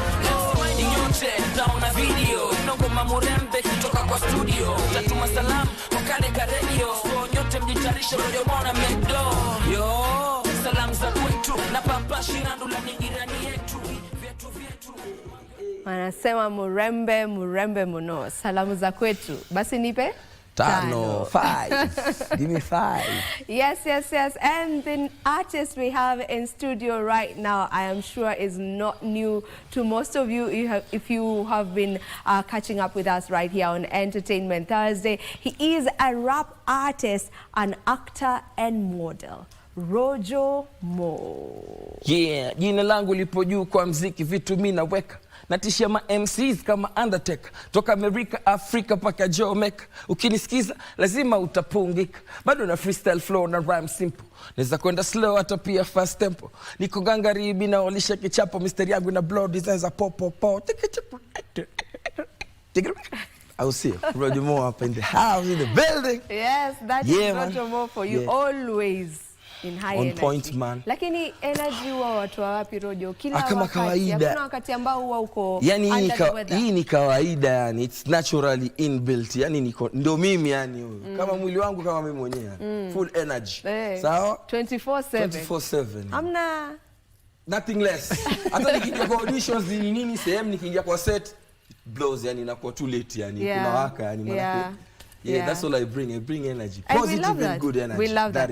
Yes. Now you're an actor, and I want us to start off this interview with you playing out a scene for us. Let's assume umeenda auditions. Alafu umeambiwa just do something for us. Do a monologue, do whatever it is they tell you guys when you get there. Yeah. Let's do it. Okay. This is your camera. This is my camera. Yeah. Okay. Nimepata off guard najua. Hata usiongee sana. Paka hapo umefika tosha. Nakuuliza pesa zangu ziko wapi? Sitaki mchezo, nipe pesa zangu. Nakwambia mimi sitoki hapa bila pesa zangu. Na nilikuambia tena, nakupatia siku 30. Uwe umenilipa pesa zangu. Pesa zangu ziko wapi? Lakini pesa zako si tulikuwa tushaelewana. Hakuna story nyingi. Nipe pesa. Maana hapa mimi nishakwambia sitoki. Kwa shilingi ngapi? Shilingi 5,000. 5,000 ni pesa. Wanisumbua. Wewe unijui wewe. Jamani. Unakwambia unijui. Ngoja niite maboys ndio utajua kwa leo ni noma. Lakini watu tulia hapo. Wewe unijui. Watu wanaelewana. Na usinitishe na polisi nakwambia. Usinitishe na polisi kabisa. Halo. Masela. Lakini sasa si nimekwambia ungoje pesa zako niko nazo. Kidogo narudia, hamna noma. Kama basi pesa zitatoka basi fresh. Lakini si leo. Wewe usianze mambo yako wewe. Ushasikia? Nataka pesa zangu msije. Nakupa. Na mambo ni kama hayo. Mambo ndo kama hayo. Aswa. Yeah. So when it comes to acting Rojo, like ukitaka kuingia kwenye scene, sasa si kama hii tu ya ghafla hivyo. Scene ambayo tayari umeshapatiwa, you have this role, uko na script yako tayari umeshapatiwa, ukajua tomorrow we're coming to shoot this and this scene. How do you get yourself into that character whereby sasa si Rojo Mo tena unafaa kuwa huyu mtu mwingine? Kwa mfano kama shock sasa kwenye Selina. So first things first, kama actors huko nje, upcoming actor, watu ambao labda wanaingia kwenye kuventure kwenye mambo ya film. Kwanza kabisa you have to understand your role. Hiyo ndio kitu ya kwanza. Unaona description unaambiwanga pale ni mtu ambaye ni mcha Mungu kwa mfano, ama ni mtu ambaye amechangamka, ama ni mtu wa hasira, ama ni mtu ambaye ni mpole. So you have to find that role and understand it. Kwanza kabisa lazima uelewe role yako. That's why you see being an actor, ukitoka huko nje unakuta mpaka huko nje umebeba ile role. Yani vile ambavyo una behave, vile ambavyo watu wanakuchukulia is how they see you for that role. So kitu cha kwanza lazima understand ile role yako umepatiwa, how you have to play it out. That's what makes you fit for that role perfectly. Alafu kwenye script kuna kitu inaitwa description. So description ni ile inaelezea ni nini inafanyika before ama uanze kuongea. Unaona? So kwa mfano inaweza kuwa imesema aliingia akilia. So lazima uingie ukilia. Unaona, una fit for that description, then act it out according to venye ambavyo zile lyrics sasa zina flow. So kwanza na kitu muhimu kabisa ni understand role yako na character yako unafaa uicheze vipi. Yeah. Kuna character ambazo zinakuwa zinazengua tu. Ndio. Na nyimbo yaitwa zengua. Kuna character ambazo za zengua. Ndio. Umeshapata character kama hiyo ambayo kweli wewe imekusumbua, manake it's very far away from who you are, na pengine yani kuingia kwa hiyo character yenyewe will take a lot. Ndio naweza sema, lakini naweza sema kwa mfano kama unajua character, kuna character ngumu. If you are a good actor, there is no role that is hard for you to play. The only thing that may come with it maybe ni kwa mfano what you're supposed to do in the role. Kwa mfano mimi I used to do a role in a series called Nira. Kuna cheza jamaa anaitwa Jamal. So Jamal ni huyo mtu spoiled brat. Yani ni kijana ameharibiwa na pesa, yuko kwenye familia ya kitajiri. So kuna events unafanya vitu ambavyo lazima kwenye camera visual off. So there's a scene where you're supposed to smoke a cigarette. Unajua kwa maisha yako hujavuta sigara. So kwenye hii role inatakana every time he lights a cigarette. He lights a cigarette before uongee dialogue zako unavuta sigara. So mimi sijazoea kuvuta sigara. In fact, I've never smoked cigarette. So inabidi kwenye ile role unaambiwa this time around you will be a chain smoker. Na wavuta kikweli. Inabidi uvute, yes, kwa sababu unajua uko on set. And there's some things that huwezi fake. Kuna vitu kwa mfano kama kukula. Lazima ule. Kama set ni ya kukula inabidi ule kikweli. Sawa? So si ya kuvuta sigara lazima uvute sigara. And even if you don't know how a cigarette inavutwa aje, inabidi unaletewa mtu atakuonesha ambaye ni expert kuvuta sigara. Hii sigara inavutwa hivi. Always ishikilie hivi. Maana yake unaweza shikilia wrong kaka to enjoy. Usimvutaji sigara, unaona. So for you to make it look out real, you have to do it the way it's supposed to be done. So role kama hiyo unaona character, na ukipatiwa jukumu la kuvuta fegi, hiyo ni kitu nyingine ambacho sasa ni kama kitu kigeni kwa. Kwa hivyo hiyo ndio nasema inaweza kuwa ni challenge kubwa, lakini hakuna role ambayo ni ngumu kufit in. Hakuna. Kama wewe ni actor, if you are a good actor you'll fit anywhere. Ukiambiwa fanya mganga utakuwa mganga. Ukiambiwa fanya pastor utakuwa pastor. Just depending on how the script and the character description imepatiwa na pale ufanyaje. There is a stereotyping when it comes to acting sometimes for particular people. Kama wewe, I think all the roles I've seen you play, you are just a bad boy. Yes. Like is that something you wish wasn't there? Because saa zingine pengine ndio, you know, sometimes you're just stereotyped. Hakuna role ingine unapatiwa aside from a role whereby you are just a bad boy. Do you wish ingekuwa tofauti kidogo? There's some 1-2 scenes I've played differently. But you see, where you act out best is where you find yourself fitting. Kwa mfano, I can't be a pastor na niko na rasta. You see. So maybe I've gone for auditions and I want maybe description nasema huyu anahawe pastor hivi, then I play it out well. But since my look haikai pastor, I lose the role, unaona. For example, maybe niambiwe inategemea kama ni Hollywood guarantee kunipatia Hollywood wanipatie main role. Bali nywele yako itoshane na hiyo. Haiwezi. Hollywood wakinipa main role waniambia sasa wewe ni main actor kwa hii film and we need you to shave off. I will. Kwa sababu there's the audition I did in Mombasa, wa Italiano walikuja kufanya these old colonial films in Lamu. So we went for the audition. I auditioned, I was picked, but then again the director huyo ni mzungu aliniita kando. Hi, you act good, thank you. When uko poa sana. Now I was asking, can you shave off?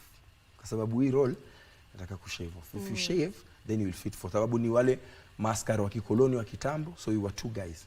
And they wanted someone who was built up. So nataka jamaa wakubwa, lakini unajua maskari wa kitambo huko leo nilikuwa navanga short na ile bunduki ya katena gunpowder. So we wanted you to shave off your hair, dreadlocks. Akaniambia pay, akaniambia $200 USDs. Nikafikiria tanyoa 200, lakini kidogo jamani, kunyoa rasta. Unaona sasa nikafikiria akaona huyu mzungu anizengua tu. Mambo gani ananiambia hata wewe ukiamua kuziuza sasa hivi utapata hela. Nimezifuga, nimekula chakula, nywele zimee, alafu nikamwambia angalia, I'll think about it and then get back to you. Okay. Hivyo ndo niliondoke hiyo story. Maana alikuwa anatoa pesa kidogo tu, yani nikaona it's not worth it for me to shave off my day just to fit in that role. Kwa hiyo ukipata ambayo it's worth it, you can shave. Wanatoa hela nzuri, yani nitanyoa obvious. Hiyo maana yake na Hollywood, ikiwa kwanza ni Hollywood wamekuja. Because Sense8 came, if you remember the Sense8 series, they came and they didn't have a problem with that, na tulifanya na they paid well, na hiyo story ilishaiva. So maybe labda iwe ni Hollywood nitanyoa. Umeweka rasa zako miaka ngapi? Sasa hizi zangu ziko na out almost of curiosity 8-9 years. Okay. But I usually mimi wanazipunguzanga maana yake spendi zikiwa ndefu sana pia. Unajua sasa nikosesha roles zingine pia nataka. So nazi maintain to smart neat. Okay. Do ni fit na role yangu, yeah. All right. So Hollywood is the goal. Hollywood is the goal. Ultimately. Hollywood is the Hollywood goal. Is the goal. Uko ndo nataka. Hiyo ni you got.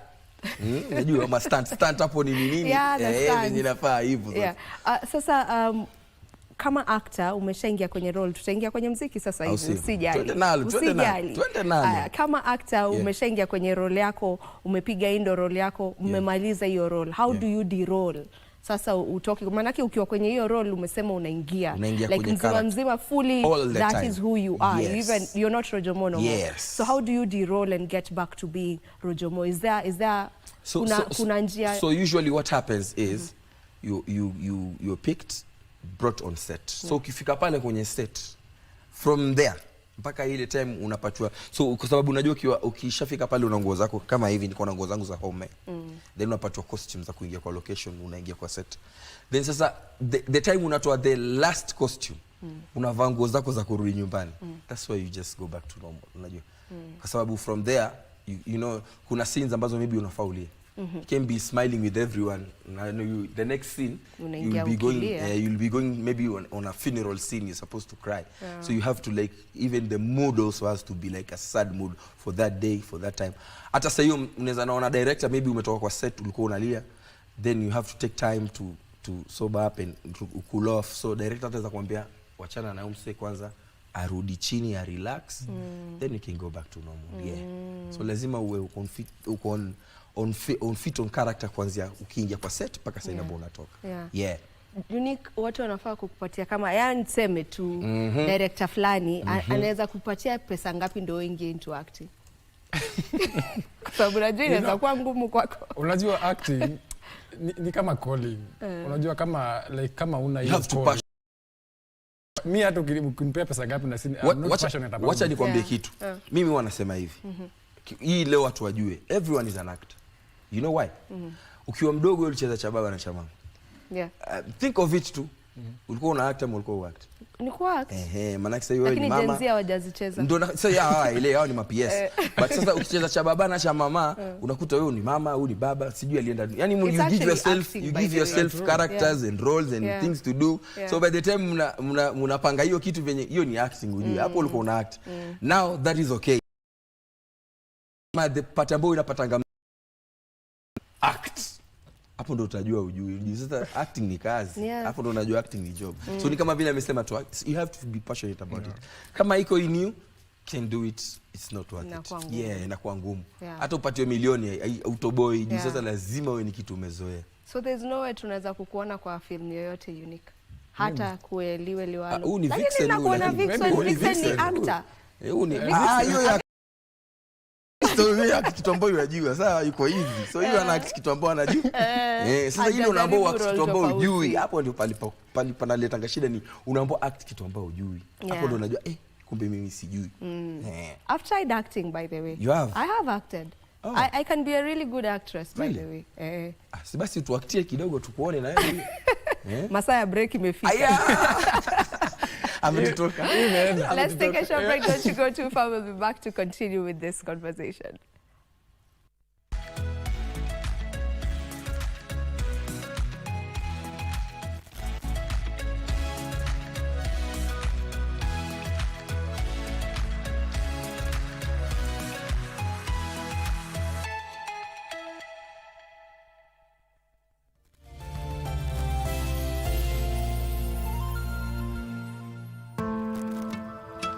Are you a holder of unclaimed financial assets? All holders are notified to report and surrender unclaimed financial assets to the Unclaimed Financial Assets Authority, UFAA, on or before November 1st, 2024.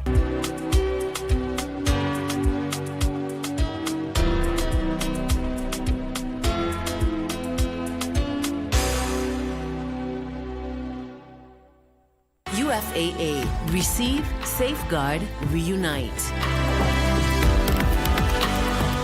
Hello, kids. Hey, guys. Hey, everybody. Are you ready for fun? Huh?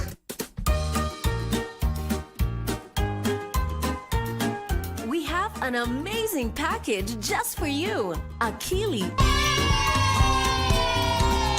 Ubongo. Ubongo kids. Ubongo kids. Big minds. Southeast confusion. I am who I am. Travelers. I can travel to wherever I want.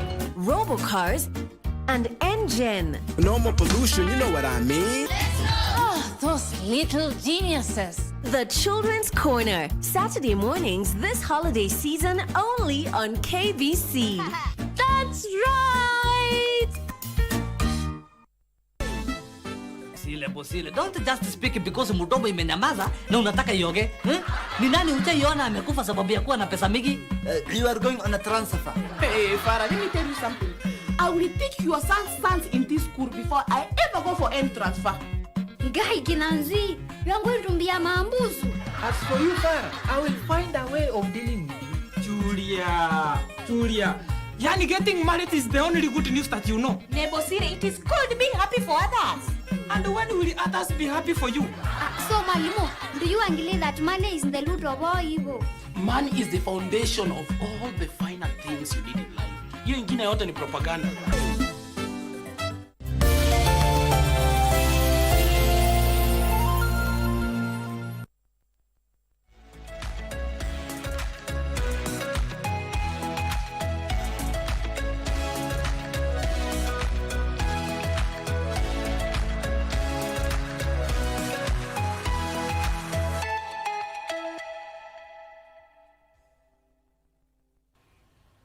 All right, and we are back. Thank you for staying with us. Now, Rojomo, nataka tumalize mambo ya acting. We get into music because you have a new song. I have a new song. New release, just 6 days old. Yes, man. Yes. Have you gotten any, are you in any new role maybe? Yeah. Are you open to talk about it ama hiyo mpaka tungoje?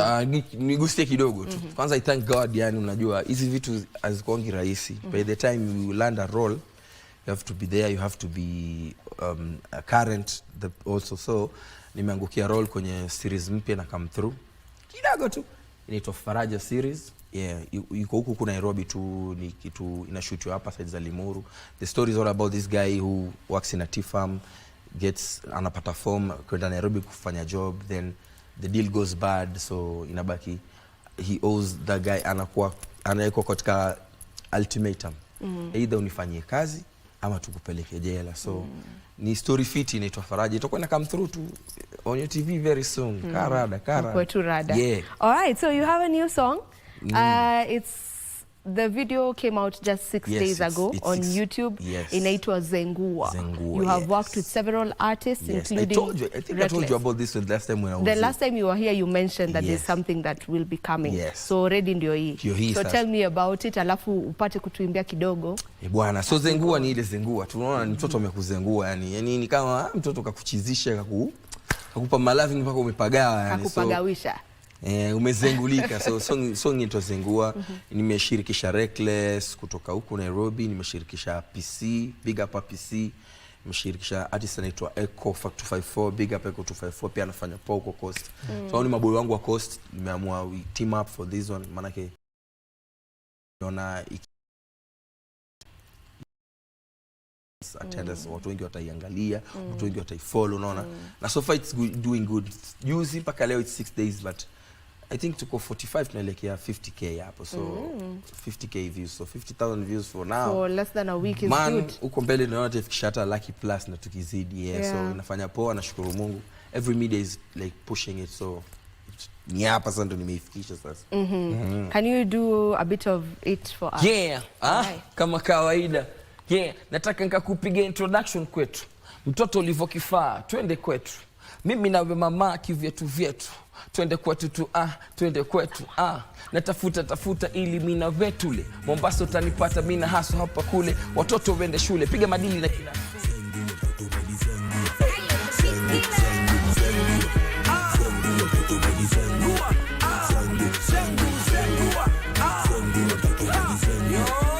Nataka kupiga introduction kwetu.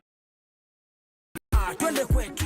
mimi nawe mama kivyetu vyetu, twende kwetu tu, twende kwetu, twende kwetu. Natafuta ili mina wetule Mombasa utanipata mina haso hapa kule, watoto wende shule piga madili na kina Sule. Tuvuke boda twende kule, bado na kesha niko mbio mina fuzia, bado na kesha na hakikisha sitatulia, hivi na kesha mama twende kutulia, tulia yetu tutatulia. Sengu sengu na mtoto mali sengu sengu sengu sengu sengu na mtoto mali sengu sengu sengu jinsi tunapaa mtoto kanishika mkono sengu mina ishira haya haya jinsi tunapaa mtoto kanishika mkono sengu mina ishira haya haya umenichukua yani ni kama beti umekwajua, usitishe beba wechukua, nikipenda na ganda ujue, soka joni chukue, wendo yangu jue vyenje mbona vinitue, kupeni kopenda semadeni, kimya kwako zizeni, wanavyokupenda mi.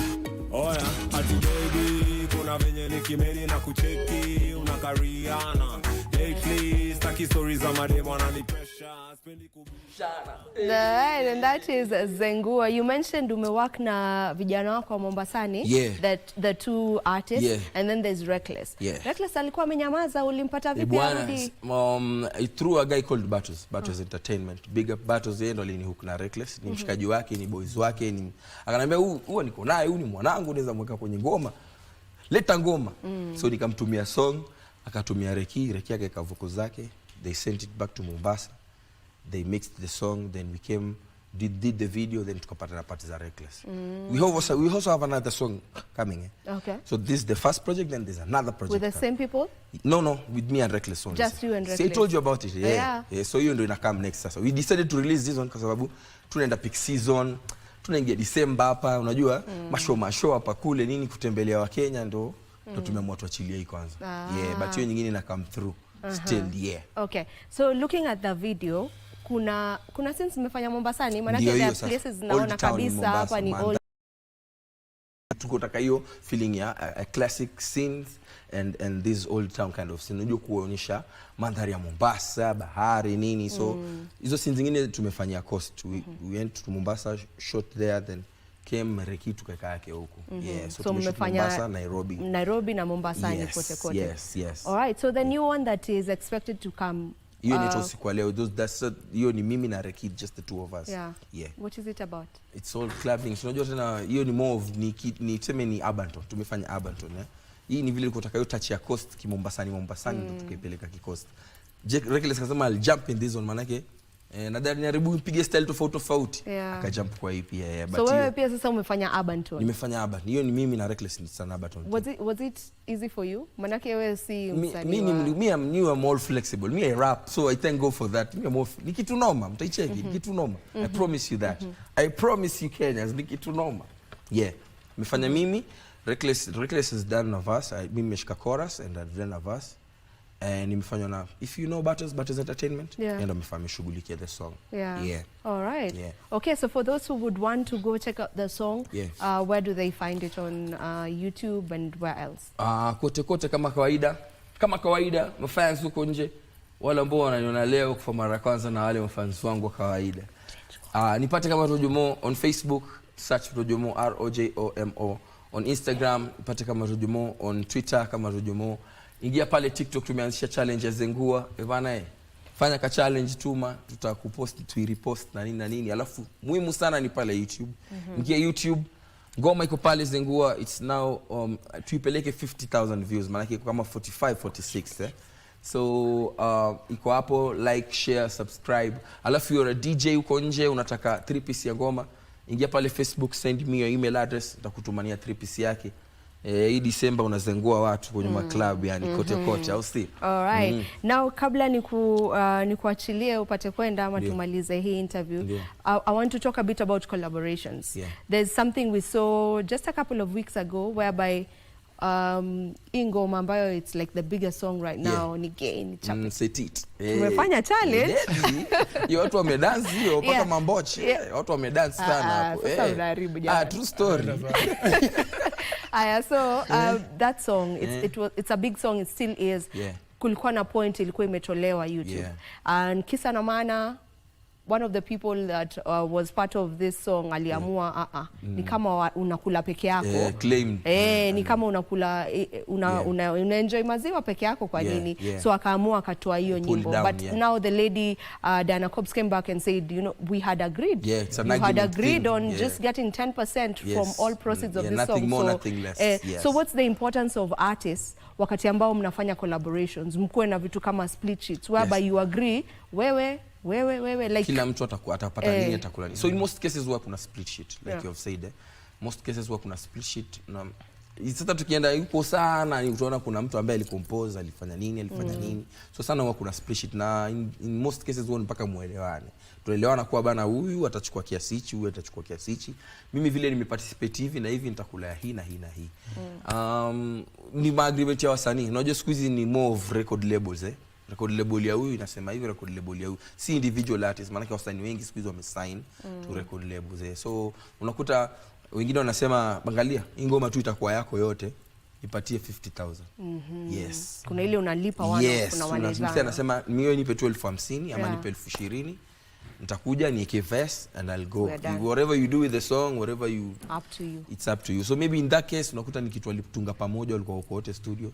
But sana in what is happening right now ni msanii anasema nilipe tufanye hii story tumalize. Mimi niwe nilichukua mado nimeenda. Siku ya video maybe when I come for the video dress me ni malize sababu siwezi kuja kwa ngoma yako na nataka sasa pia nipigishe kladi zangu nini. So sana mtu usemanga ni pay me. Right now what's happening is tukuta tunasema pay me kiasi fulani, I do a verse for you, I go. Whatever you do with the song, shauri yako, it's up to you. Me I don't want to know. Maybe what I'll just do, I'll be performing it in areas where I go do my shows. I'll be doing my verse maybe. Unaona kuna ngoma mtu amekaa verse kali, the rest of the song is not all that, but jamaa. So you sana lazima mtu ataka kuitumia in areas where anaenda kuperform. That's it. But wengine tukwambia nipatie mado, ushanilipa pesa yangu, tumetokana hiyo imeenda hiyo. Okay. All right. Roger Mo, thank you so much for coming through to the show. Na mimi nasema asante. Wakenya tu uko nje, kitu ambacho ningependa kuambia, December hii tutakuwa sherehe sana pamoja. And kuna show in LD hapo place inaitwa Drip Sports Bar. Nitakuwa niko hapo. Watu wangu wa LD tarehe 16 nakuja huko tuzengue. All in all, thank you so much. Ngoma ndo hiyo. Ewana, go there, make it big. All right, and this is where we get to end Good Morning Kenya Entertainment Thursday. But this is just me signing off. My DJ will be here to just mix a couple of songs. But kabla to fanya hivyo, Unique, you have a show as well. Tomorrow. Yeah, just tell people about it. Tomorrow I have an event pale Nairobi Cinema. So tuko pale na event inaitwa Yesu Naweza. I'll be having the whole event itakuwa usiku from 9 mpaka asubuhi. So na wakaribisha sana mkam through maze. Kutakuwa na artist wengi sana will be performing. Most utakuwa gospel artist who will be performing. So na wakaribisha sana, come to have fun. Au sio? Okay. Vipi nitakuja huko? Karibu sana. Watatupata huko. Now you know where the fun will be happening tomorrow evening. You can go check out Unique the DJ there as well. This is where we end Good Morning Kenya. Thank you so much to each and every one of you who has been tuned in. We do this again next week on Thursday, same time, and please, God willing. My name is Vivian Degwa. Do enjoy the rest of your viewing. Unique, go ahead, take it away.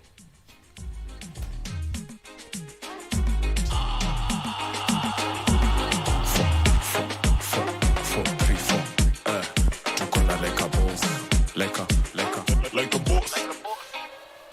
Tuko juu ya kana hapana kuza kutim leta ufala pa utakula maviding neza dhani tumekona kumbe ni taxi ati upepo runda upepo nia hapo nasikia niskele stingoni skubidu zako zikianza kushuka zinapandishwa juu piga kale ka move mkuja mkufu ati na ikukupamba gonga tena toka hapo nasikia niskele stingoni skubidu zako zikianza kushuka zinapandishwa juu piga kale ka move mukuja mkumfu ati nikikubamba kwanza tena toka juu hapa unafikia niskele alute inatonesha turushe miguu vile vile zimeturaru tunafikia tuko majuu steam skipata tunashukishana mamus epekaleka so tuko loaded strap kama foreign naifanya leo sio tungojagia tushoke na ikikubamba mbia selector jo agodena kakikubamba tupaluka so siulete paza tim washa kitu tempo nyangate tempo yo baba sana kiwa ching bamba kashaka natasha famu zikimpeka bona skia niskele stepone skibidu na koze kianza kushuka zinapandishwa juu piga kale kama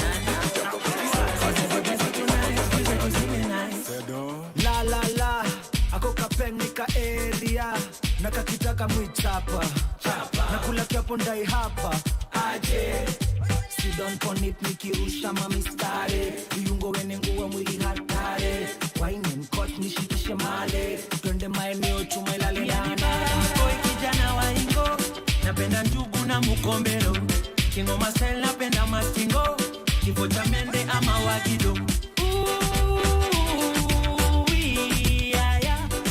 dereva makanga leo ni kifo cha mende sema yeah. Leo tunavunja kitanda udonjo kutunda na yeye nayo amuka nayo